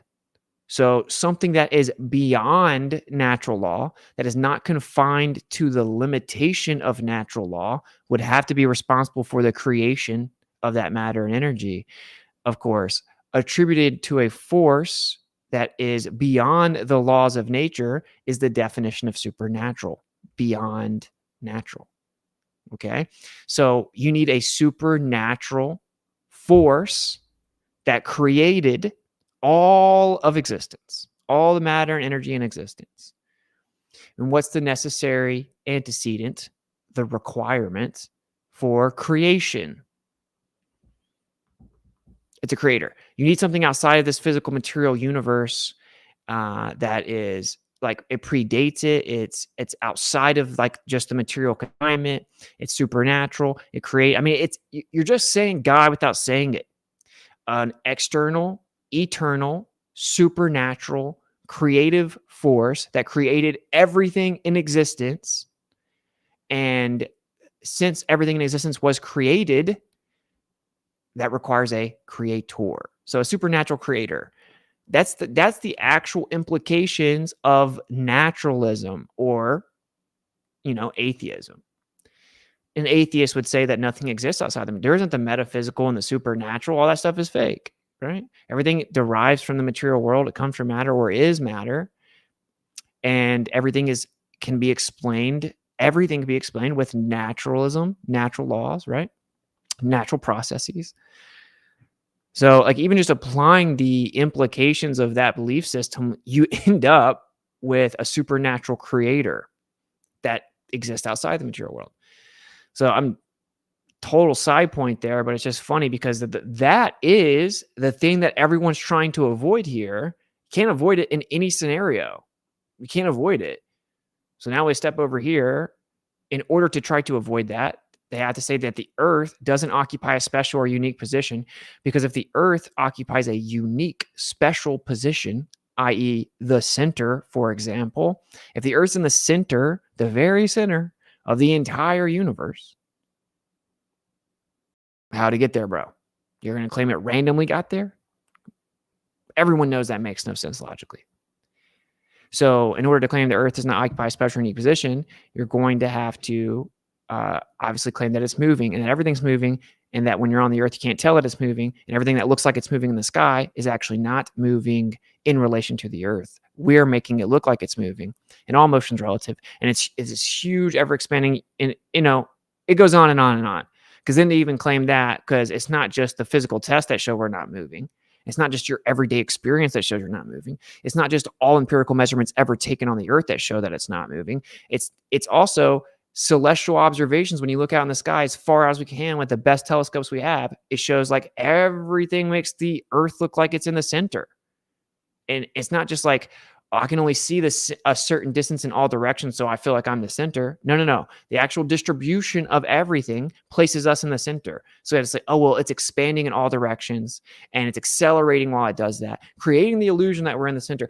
It's very interesting that there's a whole lot of repeated, unfalsifiable, unproven coincidences that all stack up on some trust me, bro, that conveniently escape the acknowledgement of the Earth being special. Very interesting. And so now, obviously, we're going to now steer off of that, and what else comes from it? Because what did we have to do to try to make that claim, to protect that claim, that Copernican principle, that philosophical bias, which has no business in science? What did they have to do? They had to throw out the ether. That is such a major blow. It was the foundational understanding of all electrical field theory at the time. It created the electrical grid that you use to this day. And the result of this was that electrical field theory became stagnant. And guess what? We're still using AC generators, which when Tesla was asked to make it, was like, okay, I'll do it, but this is really primitive and not nearly as efficient as what could be used, because there's endless energy. Like there's an abundance of energy everywhere. So you want me to use this little like AC generator so you can put a little dial on it and quantify it and charge money for it, whatever. So he makes the AC generator. And then Charles Produce Steinmetz, who's kind of like omitted, he comes along and perfects it, perfects what limited technology it was. And we all still use that to this day. You had the progression of DC to AC, and everyone's paying their utility bills and blah, blah, blah, blah, blah. We have this very like energy and transportation are the two primary things: food, energy, transportation. That's without those. And like, think about food, really, I mean, largely comes down to energy and transportation as well. Without these strangleholds, the strangleholds of energy, transportation, and food and water, then we are we don't really need, you can't tell us what to do as a people, basically. Like we can't be controlled. Now, we won't get all the way into that. Like, some control is good, et cetera, et cetera, et cetera. I'm not like a true anarchist. I don't think it's feasible in maybe the perfect system is like a just king, but you have to know he's just and then accountable to the people and blah, blah, blah, blah. So that's a whole different discussion, different stream, whatever. But the point here is that it stopped all progression in electrical field theory. That alone is a huge deal. Okay, what else did it do? Well, you threw the ether out. So now there is only the material. There is no like metaphysical realm outside of that. There is no additional medium. There is no primary substance that everything's coming from, which was the understanding for thousands of years. Because again, you can just use basic logic to understand that. What exists outside the material world? Something or nothing. Nothing can exist. There must be something. If we see that, light is waving, okay, well, that means something's moving. What is moving? What is waving? Right? There are many different basic, lines of reasoning that lead you to the ether, and this was known about for all of time, right? I mean, you have like the luminiferous ether and the Akashic records and all this stuff, right? The milk of the gods, and all these different names for the acknowledgement of the same idea. Inevitable truth, and I just want to hone in on idea there. So anyway, so you throw that out. What else do you have to do now? Well, we have all kinds of phenomena, right? We have all kinds of things. We have like it's magnetism, electricity, static electricity, and light. Okay, so energy, which again, energy is not even properly defined. The ability or capacity to do work isn't a definition. That's a description of something that can be done to do work. Okay, like what does that mean? Like what is it? And I have my own answer, but it doesn't matter. That's a whole. I keep saying these are different streams. They are like defining energy, properly defining energy. That's a whole stream. I'll put my definition in the book. So anyway, so now you have to explain all these things without an ether, without a primary substance, without a medium. So what do? You're going to start creating all kinds of little balls so you can count them, and because everything has to be material. So it's like, oh, light must be matter, photon, like, oh, electricity must be matter, electron. And so you're just creating concepts of little balls, creating little cartoons, and then counting them. And so now we get all the way down into this, pseudoscientific materialistic framework that we were all told as a young age of how to understand the world. And so like as a base, like if I allowed my daughters to just go to public school, they would be taught and then start to view the world as if everything was made up of like bouncing balls everywhere. It's just chaos. It seems like it's not chaos, but actually it's chaos and there are balls bouncing everywhere, and everything's made up of thousands of little different types of balls. And just trust me, bro. And that's what everything's made of. And that isn't true. And this has huge implications and it's extremely limited. And then you get into, people started getting into the quantum realm and quantum mechanics, and it doesn't work. But they just keep on counting with balls and they keep trying to make it work. Then it doesn't work. And they get all these paradoxes. And now they're saying like, oh, there are particles at the same place at the same time. If you move one, it moves the other one. It's like, no, it's just a medium. Of course, it's interconnected. If I mess with this side of the lake, I mess with the whole lake. So the whole lake has been messed with. But no. Like instantaneous action at a distance, or damn near instantaneous action at a distance, or superposition, all these things.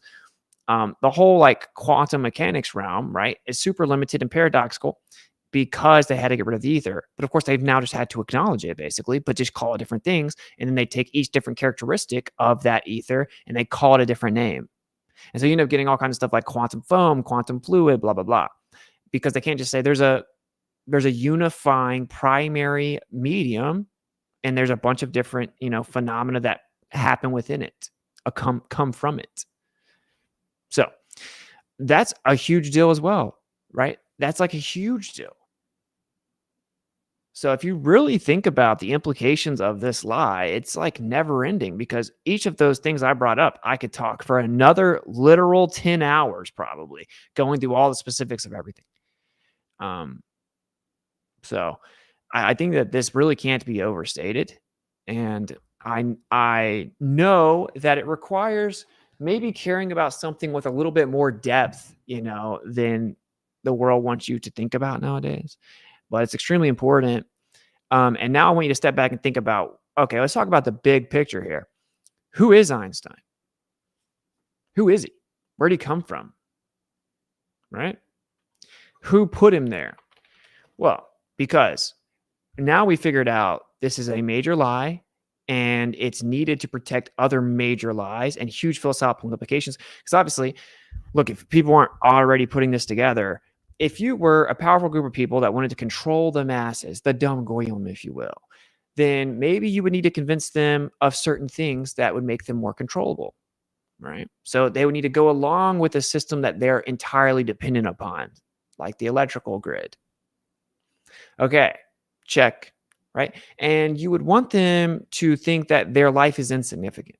And you'd want them to live in very like temporal fleshly means. You'd want them to just be like lustful. You'd want them to just think about the now, to not be able to overcome temptation, right? You'd want them to just be like materialists and not think there's any true meaning or purpose to anything. Think there's no accountability. because now you can sell them hedonism and allow them to destroy themselves, and degeneracy and debauchery. Oh, what do you know? There's certain groups of people that love to push porn everywhere. They love to like make the society hypersexualized, right? So, you know, they also love to push any form of degeneracy that removes moral accountability, because what happens at that point? Well, now morality is relative, so you can always change it. The other thing is, okay, if there's no real true objective morality, how do we know what's agreed upon to be right and wrong? Well, we need someone to write that for us, because it's a social construct. It's not objective, it's subjective. So always subject to change. And we need someone to write it. Who? A governmental system, some power structure above you to tell you what is right or wrong. And if you make people think that there is no creator, they're more easily controlled. Right? Like if you go into a house with a guy just sitting there by himself, doesn't even want to really live, it's gonna be pretty easy to take him over, compared to if he's got a family and he's responsible for their protection. You're not only going to have to kill him, he's going to do everything in his power conceivable to stop you from coming in and taking anyone out of that house. When you have something to live for, you're much more difficult to conquer. Obviously, someone that would be, contemplating taking themselves out, it's going to be much easier to convince to do something. And so basically, you remove God, the state becomes God, and people are just become nihilists. And so there's no real meaning. They become very distracted with temporary, temporal fleshly things. And that's what that, bread and circus is, bro. Just stay distracted, stay at this low vibration, stay distracted. So this is why all of the communist takeovers, the first thing they do is go at Christianity, and they try to remove religion and God. Yeah. They try to remove a creator, because that's how you can take over people. It's the first thing that communists always do. And if you really want to figure out what's going on, just go look at Bolshevism, go look at the Bolshevik Revolution, go look what happened. And you're going to see a lot of parallels. It's funny because I've come up with like 3-4 things I want to cover. Because at one point, and I'm going to read the chat and I'll get your guys' feedback here. But what I was thinking about, right, as I was thinking, there's a few different ways I can do this. Because I'm going to start streaming a lot. And kind of my thing has always been stuff like this, like a certain topic. And I go into it. Like a big, profound topic, entirely independent of like daily events. And the other alternative, and kind of like what obviously most streamers do, is they're just very consistent. I stream like every day or weekdays at this time, and we're just going to talk about whatever happened that day. And I could also do that. So I don't know what you guys think. I haven't decided yet, because I really like to cover certain topics, but also it requires way more preparation, and it kind of limits you on if something major happens and you need, there's not a huge amount of places you can go where someone's like, you can kind of trust that they're seeing through it, or they have the background understanding of a lot of these quote unquote conspiracies to know maybe what's really going on. So I've had a lot of people ask me to do like a daily show where I talk about events. So I don't know. I'm curious what you guys think. Or do I like pick certain topics that I cover on a weekend day? On the weekends, do I cover a topic like this? And on the weekdays, we kind of cover whatever, or mix them in, cover certain topics and daily. I don't really know. Maybe that's what I do. But it is kind of cool to I could just come here and just chill, and then I could just open my Discord up so people can drop all kinds of different things they want me to cover or react to or whatever. And if you have access to the Discord, which has not really been used up to this point, if you are on Ko-fi, and I'm trying to look into alternatives to maybe that place, but we'll make sure everyone that's there or wherever you support, you're all going to be in the know. Shout out to all the people that stayed members this whole time when I had to take a break. You guys are legends. Let me go read the chat.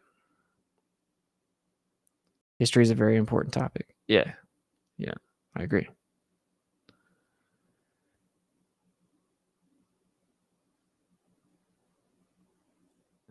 If you really want to blow up, talk about what Candace and Tucker talk about. You'll have a much better perspective.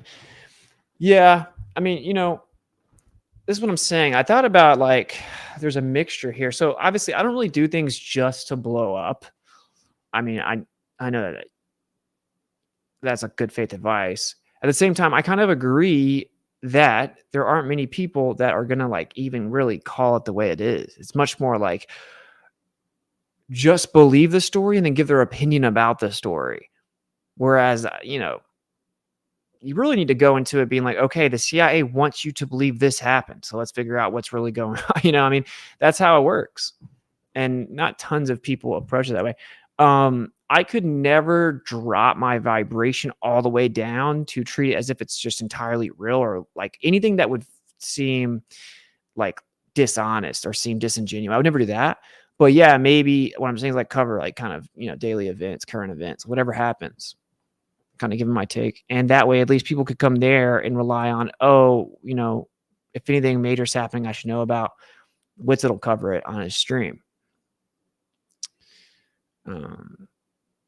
And then maybe I just do really long streams and I kind of do that. And I like sprinkle in at like big topics like this somewhere within that stream, maybe at the end or, I could do that.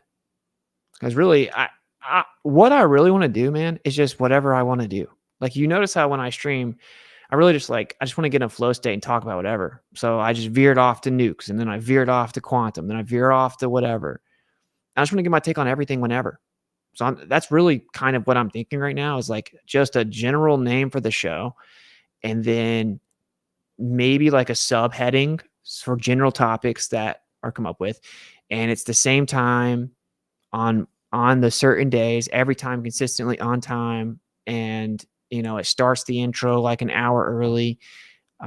We stream on all the platforms and yeah, just except we're demonetized on YouTube once I start really doing that because I'm not going to censor myself. And cool. We hook up the members with like private behind the scenes and private, streams that other people don't get or like ends of streams or parts of streams or whatever. So yeah, I think that's kind of what I want to do.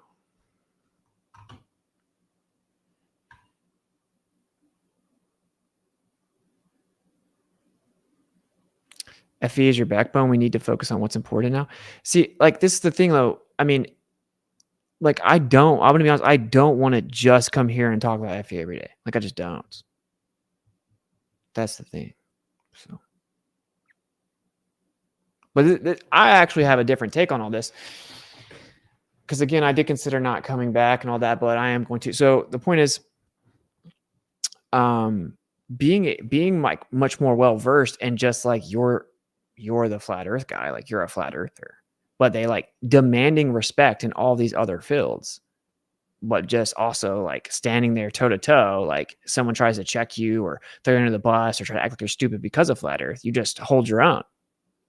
And now it's getting forced into arenas and realms that normally would be excluded from. So I actually think like the worst advice ever is to be like, just talk about FE all the time over here in the corner where everyone can just easily just avoid you and ignore it. Or it's like break down all these other topics in a compelling way that kind of demands respect. And also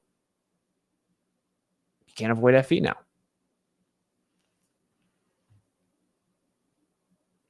Let's get to these scriptures. I feel you, bro.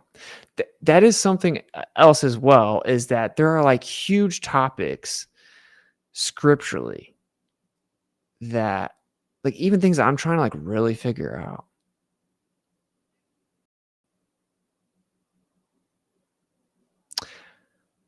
Yeah, maybe bringing on guests about that. Bringing on like Wes Blaze said that, shout out to Wes Blaze, and then bringing on like Sean for Kingdom of Context. There are certain questions that I don't know if anyone knows some of the answers or people were all trying to figure it out.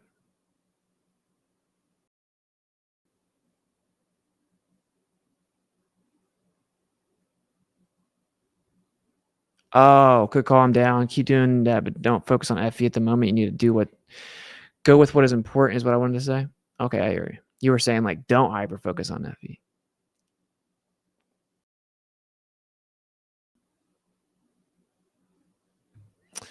Yeah, it's a shirt that I put on after I swam, bro. I was sweating. So yes, you guys are okay. The fact you guys are arguing about whether or not it has holes in it shows you that it's fine. So, dun dun dun dun. All right. I don't think there's anything on Ko-fi, but I'm going to check kofi.com/witsit. Nope. I can see you with Candace in the future. Maybe. She's like imploding right now, going at Fuentes.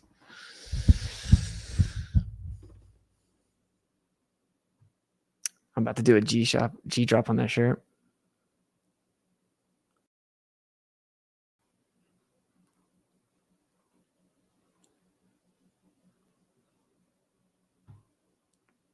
In a world. No such thing as Jewish according to the Bible. It doesn't say that, actually. It says that it's not about being outwardly a Jew. But I mean, the word Jew was added. That's a whole thing. I mean, the word that is translated as Jew is obviously already there, but it means like believer in Yah. And you also get, of course, Judah, Yehuda, and believers of that, which is where you kind of get in the Yahuwah, being the argued name. In a world. Some people get so triggered about that.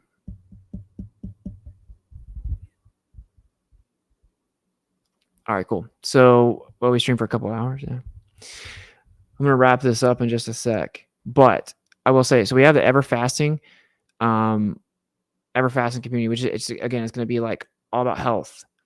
Because when we were doing the community fast, like it was seriously a very cool experience. Of course, you always have haters. They'll be like, oh, it sounds grifting. It's like, do people not know what the word grifting means? It means lying about something you don't actually believe in or deceiving people on purpose to make money. So talking about something that in the context of like content creators, it's pushing something forward, talking about something, claiming to believe in something you don't actually believe in, but you think you can make money off of it. Like Lucas Gage said that I was grifting flat Earth. It's like he said that today. I'm like, bro, I'm cool with you, like we're cool or whatever, but what are you talking about? It's the worst thing ever to grift. You're saying that I'm coming in, I don't think the Earth's flat, I'm pretending to so I can make money. That doesn't make any sense. I can make way more money actually just staying in your lane. Way more money. Just calling out Israel, cakewalk. Now, you go a little harder than just calling out Israel. I'll give you that or whatever. But I just think it's so funny people say stuff like that. But they said that about the fasting thing. And it was like, what? No, what are you talking? There were just some blends that you could take that help you fast much longer, that have electrolytes in it, that are designed to help with fasting. I tried some, I was sent some, and legitimately thought they were awesome. So then told you guys, hey, you should definitely try this when you fast. And then, hey, here's how you can do it for free. But I tried that as well. And like you can use like just salt and lemon juice, but it's just not the same. It's not as good. Way better with the blends. And, some of them has activated charcoal in there. So you could try to make your own, right? Just like the way that the blends were put together, they're awesome, in my opinion. So anyway, ever fasting, there's like a paid community, and I gave all the VIPs a free month. And then I'm going to probably make a lower tier, like free one. It's just, you're not going to get all the stuff. You're not going to get all the personalized help and assessment and meeting stuff that you get in the other one. And the point is, though, because I want to be able to bring like guests in and experts and do all kinds of things and give all kinds of resources and stuff. But the community is going to be dope, because when we were doing the fasting, people always check out and talk about health too. And it's just like, why? Like, although I did learn, and I've learned repeatedly, even stubbornly over the last 6 months, like how you feel, it's so tied to what else is going on around you, who you're letting have access energy to, or like access to you, or letting their energy be around you. It's crazy. It's crazy. I don't want to talk about all of it right now. I will. But man, I have, let's just say the last 6 months have been crazy. Have been rough for me, man. Rough for me. So anyway, I don't want to talk about that right now, but yeah. It does look like I am going to move, and this lease ends this month. If I can come up with the money to move, there's a whole thing, dude. Oh my gosh, bro. There's going to be a whole thing. There's so much stuff in here. It's like a 2-year lease is like long enough to get comfortable there. You know what I'm saying? Oh man. So anyway, I am, however, looking at that as like, okay, like fresh start, fresh start. I'll let you guys know more, but I'm kind of holding off. Still decisions to make here and there, and it ends at the, we have till the end of this month. So y'all always like pulls me through, so we'll be all right. We'll be all right. Cheer. I don't know what you guys think. I do kind of, I want to start doing the freestyle thing again, where I would just like play random instrumental beats and then freestyle based on words people gave me. I think that's funny. Not really funny. I think it's kind of cool. Like, who cares? Mess up. It's just a freestyle. I don't claim to be like some super dope rapper or something. So yeah, I might start doing that. So anyway, I'm just letting you guys kind of get an idea of the vision here. I do plan on like regularly streaming, probably like longer durations of streaming. And we'll see how it goes. Maybe 3. Like, the thing is though, if I'm gonna do like 3, 4, 5-hour streams, then I can't start at 9:30. 9:30, dude. 3 hours or 12:30. And I'm trying to like wake up and work out real early. Then it's like, that's rough. So I don't know if I start earlier. Maybe I start earlier. I start my streams at like, I don't know, 8. But I was largely planning those times around like the girls' bedtimes. So wait, what? Freestyle? Yeah, back in the day, I would like just we cool wits. I mean, okay.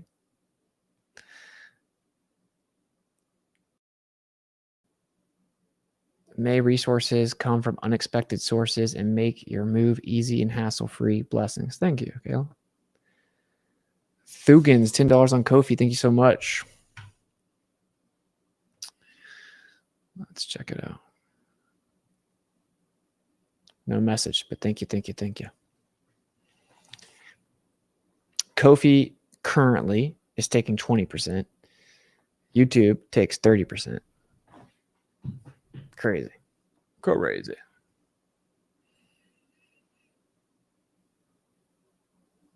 What's it good to see, brother? Thank you, man. You know what I was thinking about doing is like just the little TTS or whatever it's called. I think it's TTS, right? Just playing the super chats at like the end of the thing, the end of the stream, or periodically, or letting them come through live and speaking out loud. I mean, I don't know.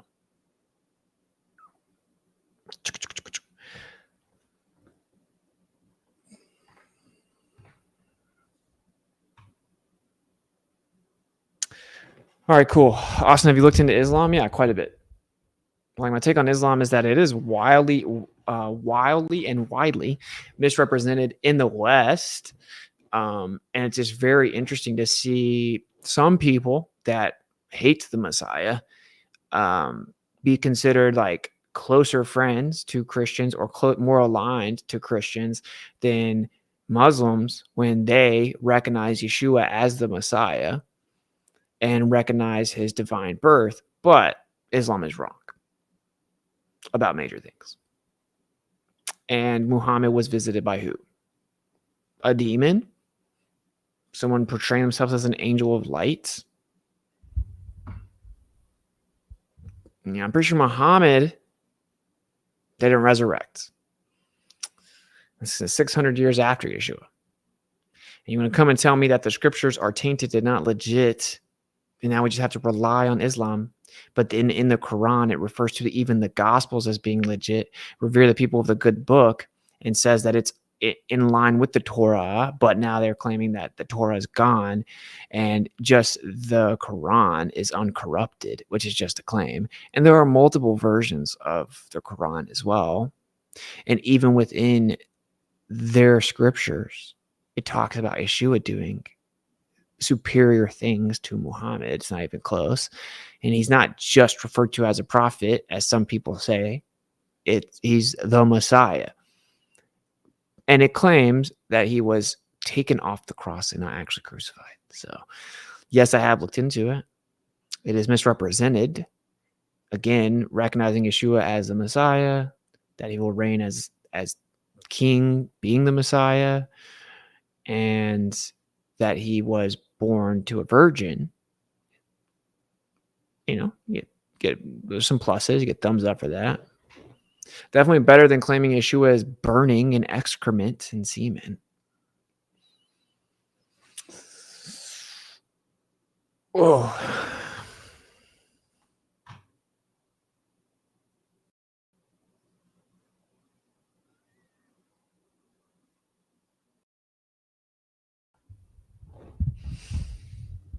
Focus on debating Zios, team up with Nick, Tuck, Candace, and Fight Back Podcast. If you debate Zios and on the right side, you'll go big. Maybe. Yeah. I did think about just debating other topics like that. What are our best answers for the 24-hour sun in Antarctica? I've seen someone use like a dome and then replicate that as the sun goes in a circle over top of the flat Earth, and on the outside, the sun does the opposite in little circles staying up, and it follows whatever observer all along the outside. So that is one of them. Some people trying to explain bipolar ideas, I don't know. Just an apparent optical position.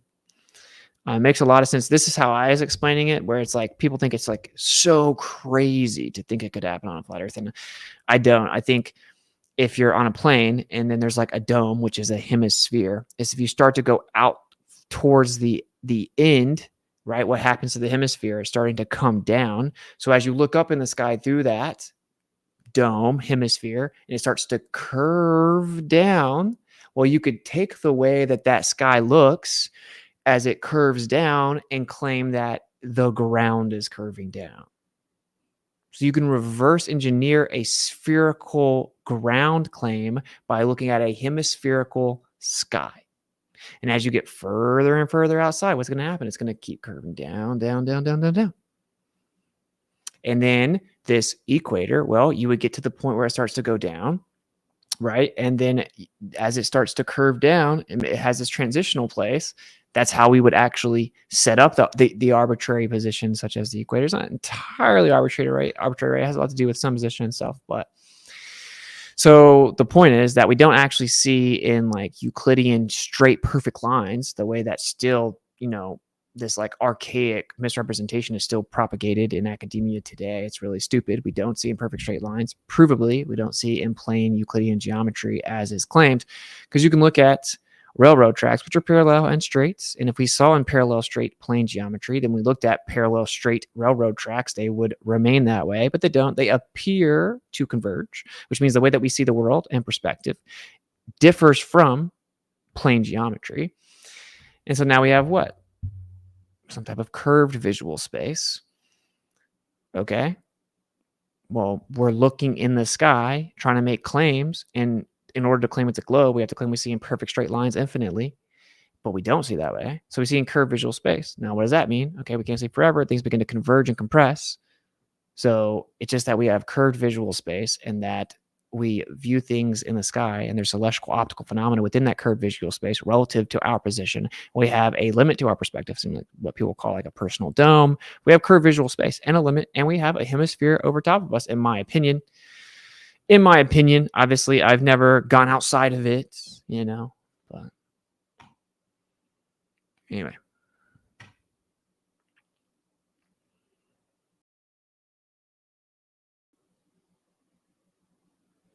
Something about Dubé. I don't trust instinctively Dubé. Super sketch to me.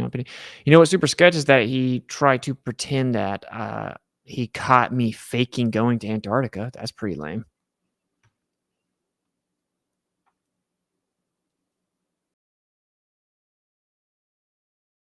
You know, that's what you need to do. I'm not the only one that feels it too. Your skills are intended to break the lies. We can all see what lies you need to focus on. I definitely don't shy away from that topic and do agree it's very important. Becoming saturated, but yeah. All right, I'm getting kind of tired. I love you guys. So Ever Fasting community, I will drop the link. Look, the offers page I'm about to drop is going to be super plain and boring. Okay, because I haven't actually set it up. So it's just the default. But obviously, you purchase there, you'll get access. You can create a username, a login, all that. If you were the VIP at the summit, you already got access. I'm going to create a whole package, by the way, if you want to get like that summit and then go ahead and pre-order the next one. We'll do all kinds of things and I'll announce them or whatever. But so I don't want to, right now, I don't want to make a promise at when I'm going to stream again, but I do plan on regularly streaming. It's just like tomorrow's Shabbat. I don't know if I want to stream on Shabbat. So we'll see, right? Maybe. I'm not going to make a promise about that, but I am going to regularly stream. I can say this. How I said I was going to start regularly streaming, and I thought I was about to come back the last time I streamed, and I didn't. And that's happened like a couple times. I know for a fact I am now. 100% facts. Like 100% facts. So it actually is different this time, but I can totally understand why someone would think it's not. And I don't blame you, right? Like I'll just show you, but 100% different. You know, decisions have been made. Now there's like a consistency and a reliability that wasn't previously existent. And 100% I will be streaming consistently. Now, this month will get pretty hectic and I'll have to start moving things out and I'll have to start trying to figure out what I'm doing. And it's, you know, if I can come up with a lot of money that I don't have to do that. Obviously I'll like move this stuff out last and I'll try and keep streaming till the very end. Obviously there'll be a transitional period and obviously, you know, I'll have times where I'm really busy having to do that. And like, you know, there's a ton of stuff here. You know, I'm gonna try to like see if anyone will buy some of it. And I'm on like a really tricky position because it's like, I don't want to say too much, obviously, but I can't just like, I can't jump on a live stream and be like, hey guys, you want to come to my house and buy my stuff? Like, obviously, right? I regularly get death threats and stuff. So lots going on. But anyway, tomorrow morning, as of now, I set that up tentatively, like 11 a.m. Eastern Saturday mornings, but like that doesn't have to stay that way. Because again, it is Shabbat, but it's like we're just talking about like what we're eating and chilling and stuff. So I may not keep it like that. I may move it to Sundays, which is like the first day of the week. I don't know. I'm gonna get feedback and kind of see how everything goes. But so we're gonna have weekly meetups within that community for like an hour, kind of like a whole plan, and then there'll be spontaneous video calls, and there's a bunch of different chats and posts. Like there's like social feeds within there, and general chats and all this stuff within the community. It's pretty cool. There's some things that I've been creating but haven't like made them public yet, right? So they just have to be like posted and made active. So anyway, that's going to be cool. I'll go ahead and edit the description to put the link. So like I said, this is going to be right now. You can see it says join Ever Fasting community, and there's no link there. I'll put this link here, but like I said, it's just going to be a generic filler page. But if you do actually get it, it'll give you access to the community, and I'll fix it. I'll actually try to design it real fast before I go to sleep. But I'm a one-man show, man. So, you know, I'm trying to do if this, you know, if we can get the community popping off good enough and whatnot, and I can figure out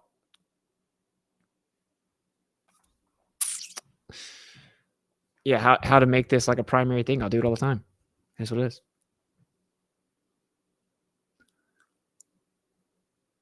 The email said Sundays at 10 a.m. Okay.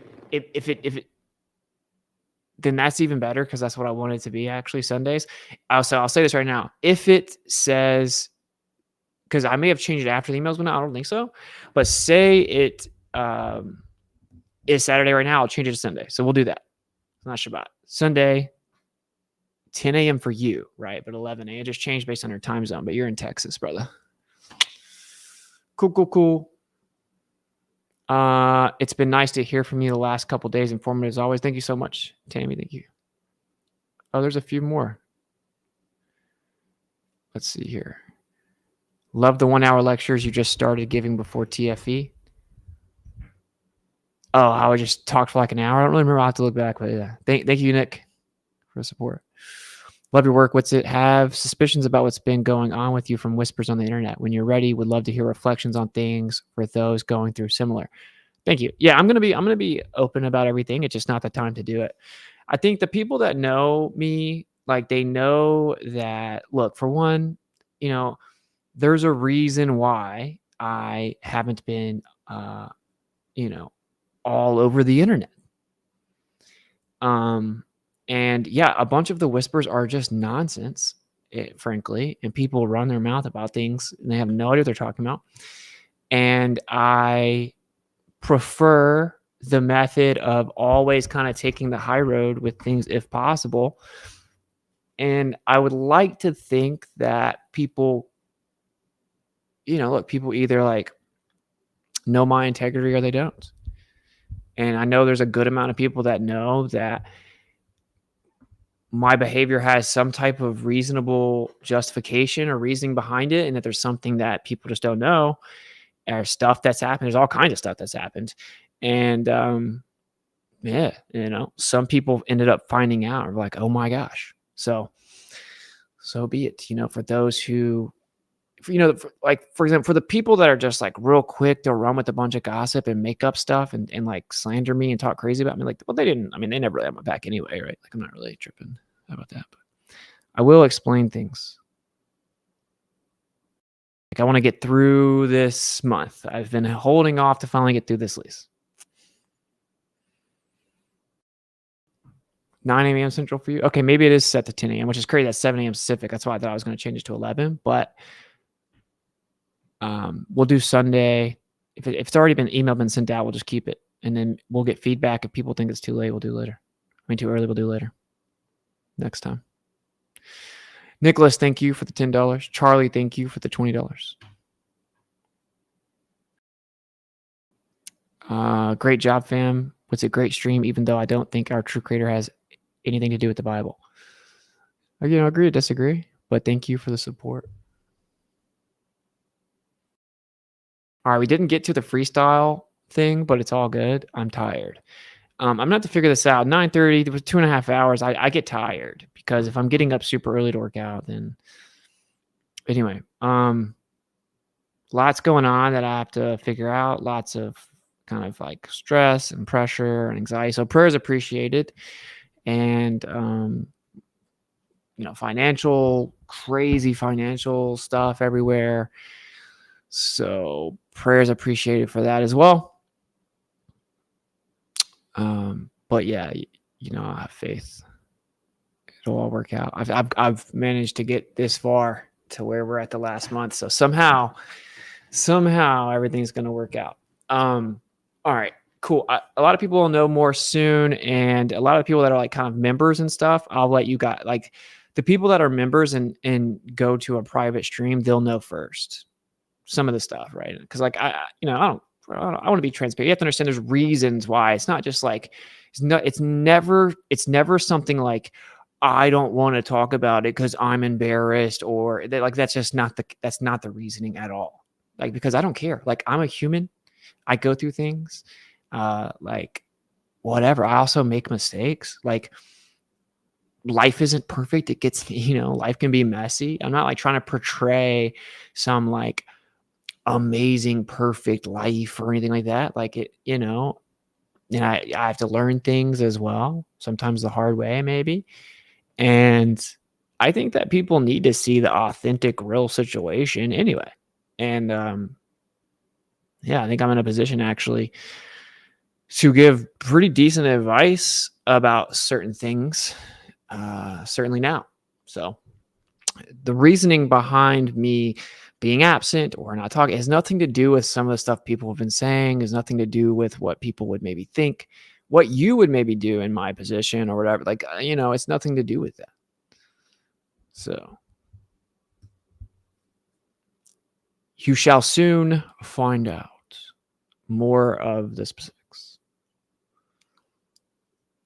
I didn't really take like a Sherlock Holmes here, I don't think, to be honest.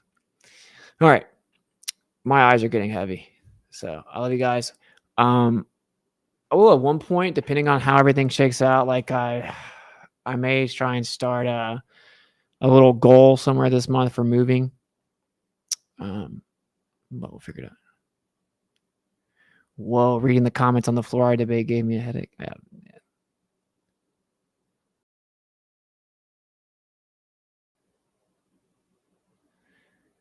Oh my gosh, this guy. Dude, I don't say deep state. So this shows that you came in here with a predetermined thing to say in my chat.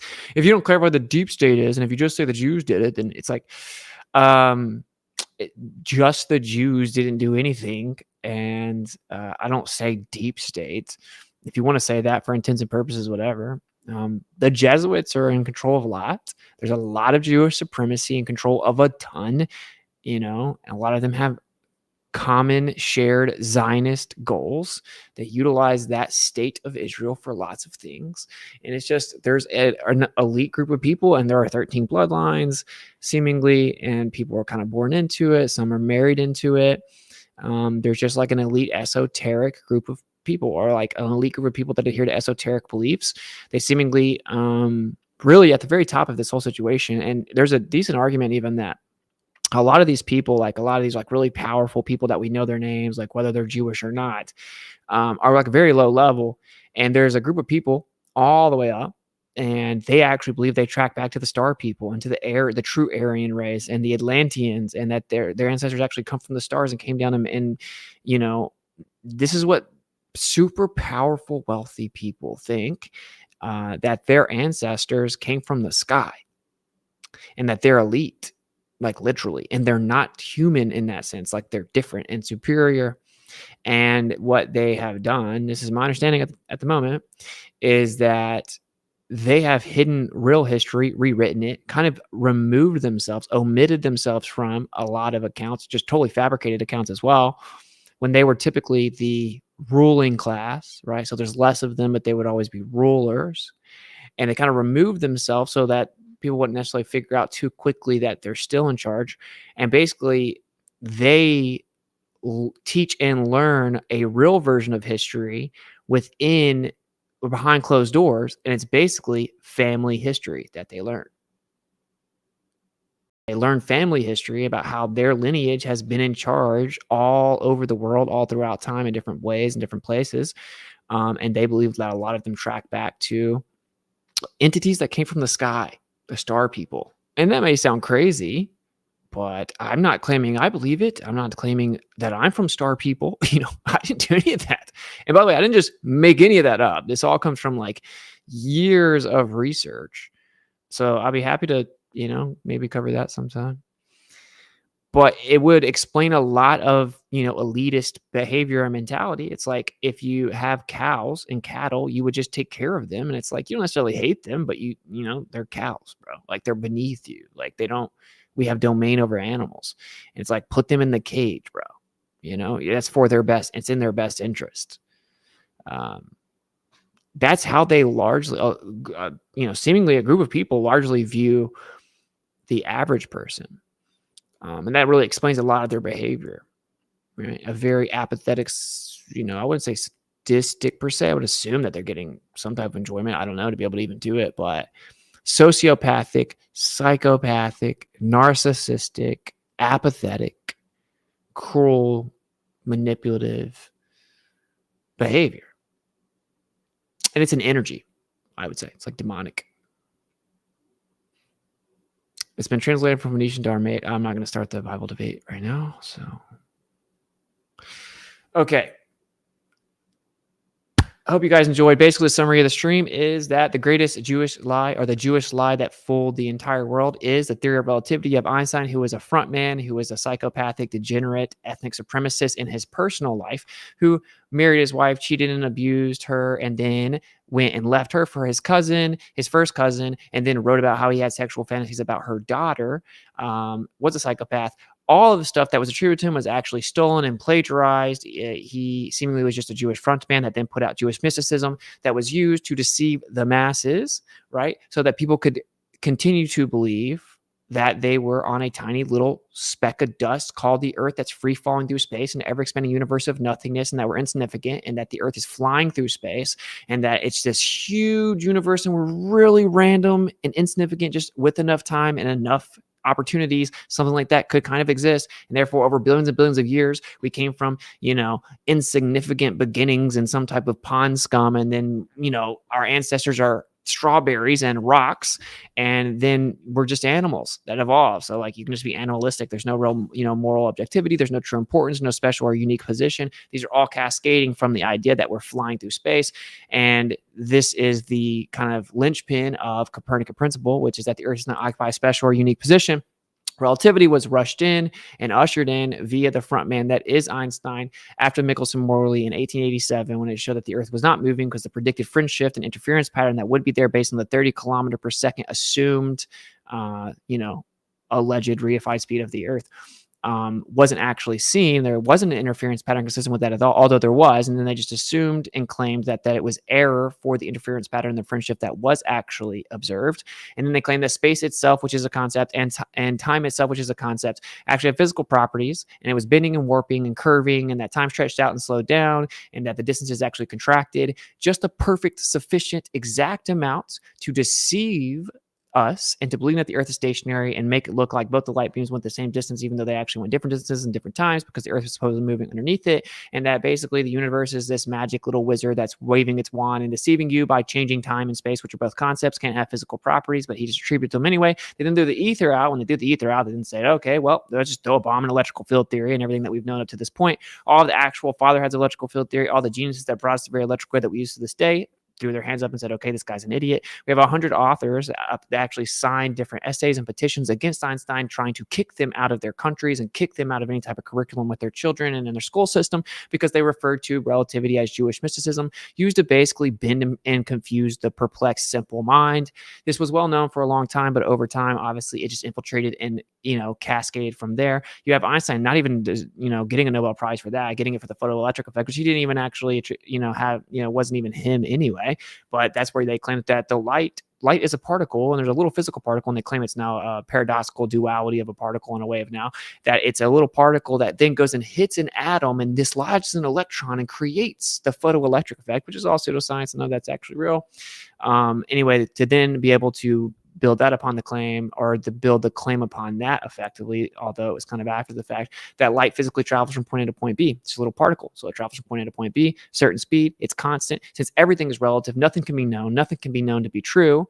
You have to claim that if you have to deny the evidence that showed that with interferometry, which is 10 times more sensitive than needed to be to actually detect the supposed motion of Earth that they claimed was there, you had to be like, you can never really know any truth, right? If you're on the Earth, you're in this reference frame, you're super limited, and time and space are all changing and shrinking and stretching and slowing down and deceiving you. So you can never know real truth. There is no real truth. There is no objective truth, that everything is relative and everything's relative to your reference frame. But in order to do that, and to even create some type of theory, to have any type of math or any type of measurement, you have to have something absolute to compare or measure against. So they claim that speed itself, or that light itself, was constant. The speed of light was constant. So where you get C, that's the entire foundational concept. And of course, it's been proven that actually the speed of light is not constant. It is not invariant or constant. It is variant, meaning changes.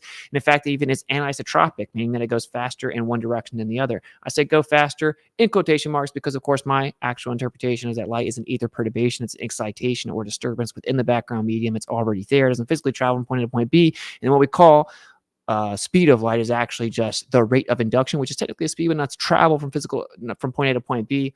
And I don't really care if I'm going too fast because I am tired. So anyway, so it's just the rate at which we see the perceived illumination that we refer to as light. Of course, the actual perceived spectrum of light is a very, very small percentage of the overall, spectrum of light. And in fact, there is no conceivable place in all of existence that we can access that doesn't have light, because there is the non-visible light spectrum, which is in the darkest cave, in the darkest part of the ocean. It's everywhere. And what is it really? Well, it's just different vibrational patterns or different frequencies within the overall background medium, and everything's an ether modality. All this was thrown out. The primary substance was thrown out that was known about for thousands of years. That again was the foundational concept in understanding for electrical field theory. It was all thrown out to claim that actually the Earth is free falling through space.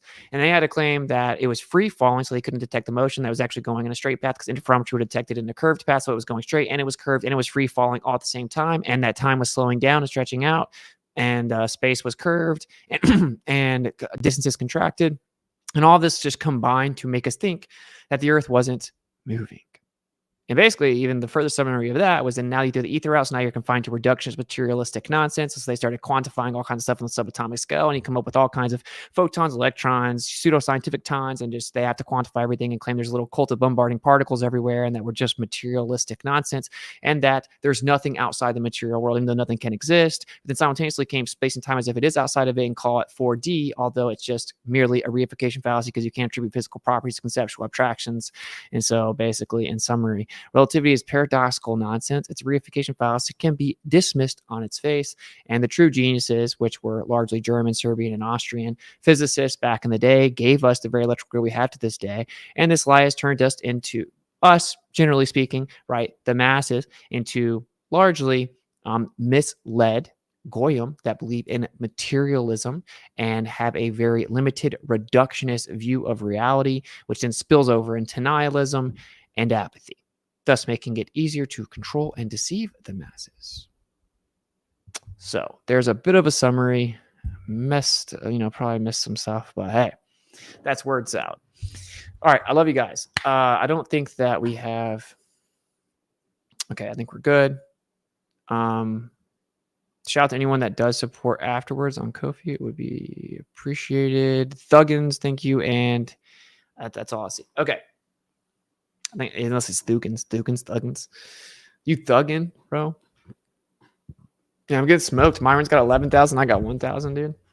I see you, bro. All right.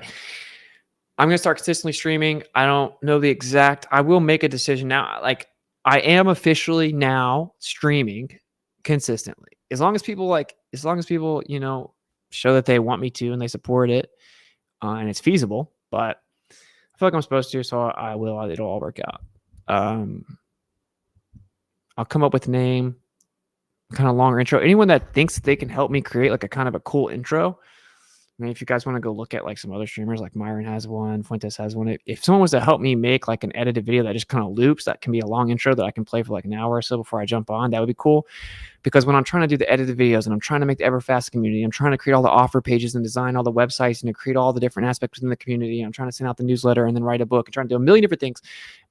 Little of which am I actually, seeing any type of return from at the moment. It's a lot. So, you got people complaining in the background, but I don't think they understand that what's really all going on. But it's all going to work out, and we will soon have a new start, and I'm actually pretty excited about it, pretty relieved. I'll let you guys know a lot more of what's going on here soon. All right. Sorry, I'm getting tired, so the recap was fast, but join the Everfasting community. It's going to be dope. I'm going to release a couple new things for supporting the channel. There will be a singular, a huge VIP package that's coming out. I'm going to create a couple different courses. Those will be released different times, but those are going to be super cool. Those require lots of work. I'm not going to put out a course that costs money and it not be super dope. So I'm making it super dope. I think, a logic and reasoning one, many different things in the works. So obviously if anyone ends up getting what I'll roll out, it's going to be limited and for a short period of time. Like the VIP. Originally, I planned on ending it before August, and I didn't even show anyone because of all the different stuff that I changed. Things changed behind the scenes, but anyway, yeah, the ultimate VIP package will kind of get you a lot of stuff and discounts, in-person meetup with us. So I'll cover more of that later. I just hit me. I'm super tired. I could go make some coffee and try to stay up, and I would do that, but I need to get up. I don't want to start sleeping in. So Cool, man. Seek and speak truth unequivocally. The weak find contentment in the consensus of ignorance. So who cares what other people think, man? You know, and like, I'll tell you, imagine being in my position and caring what other people think at this point. Whew, it'd be rough. I just don't care. I don't care, and you should not care. And just try to do what's right. Try to take the high road. You know, try to have integrity. Try to be honest, and everything will work out. So cool. All right, I'll catch up with you guys in the next stream. Definitely at least by Monday. Maybe this weekend, and ever fasting Sunday morning. So maybe I'll do a stream tomorrow. I'm not sure. Not making a promise about that. But if you want to join the community, you're going to see like a base template page that's in that link below. But it will give you access to the community.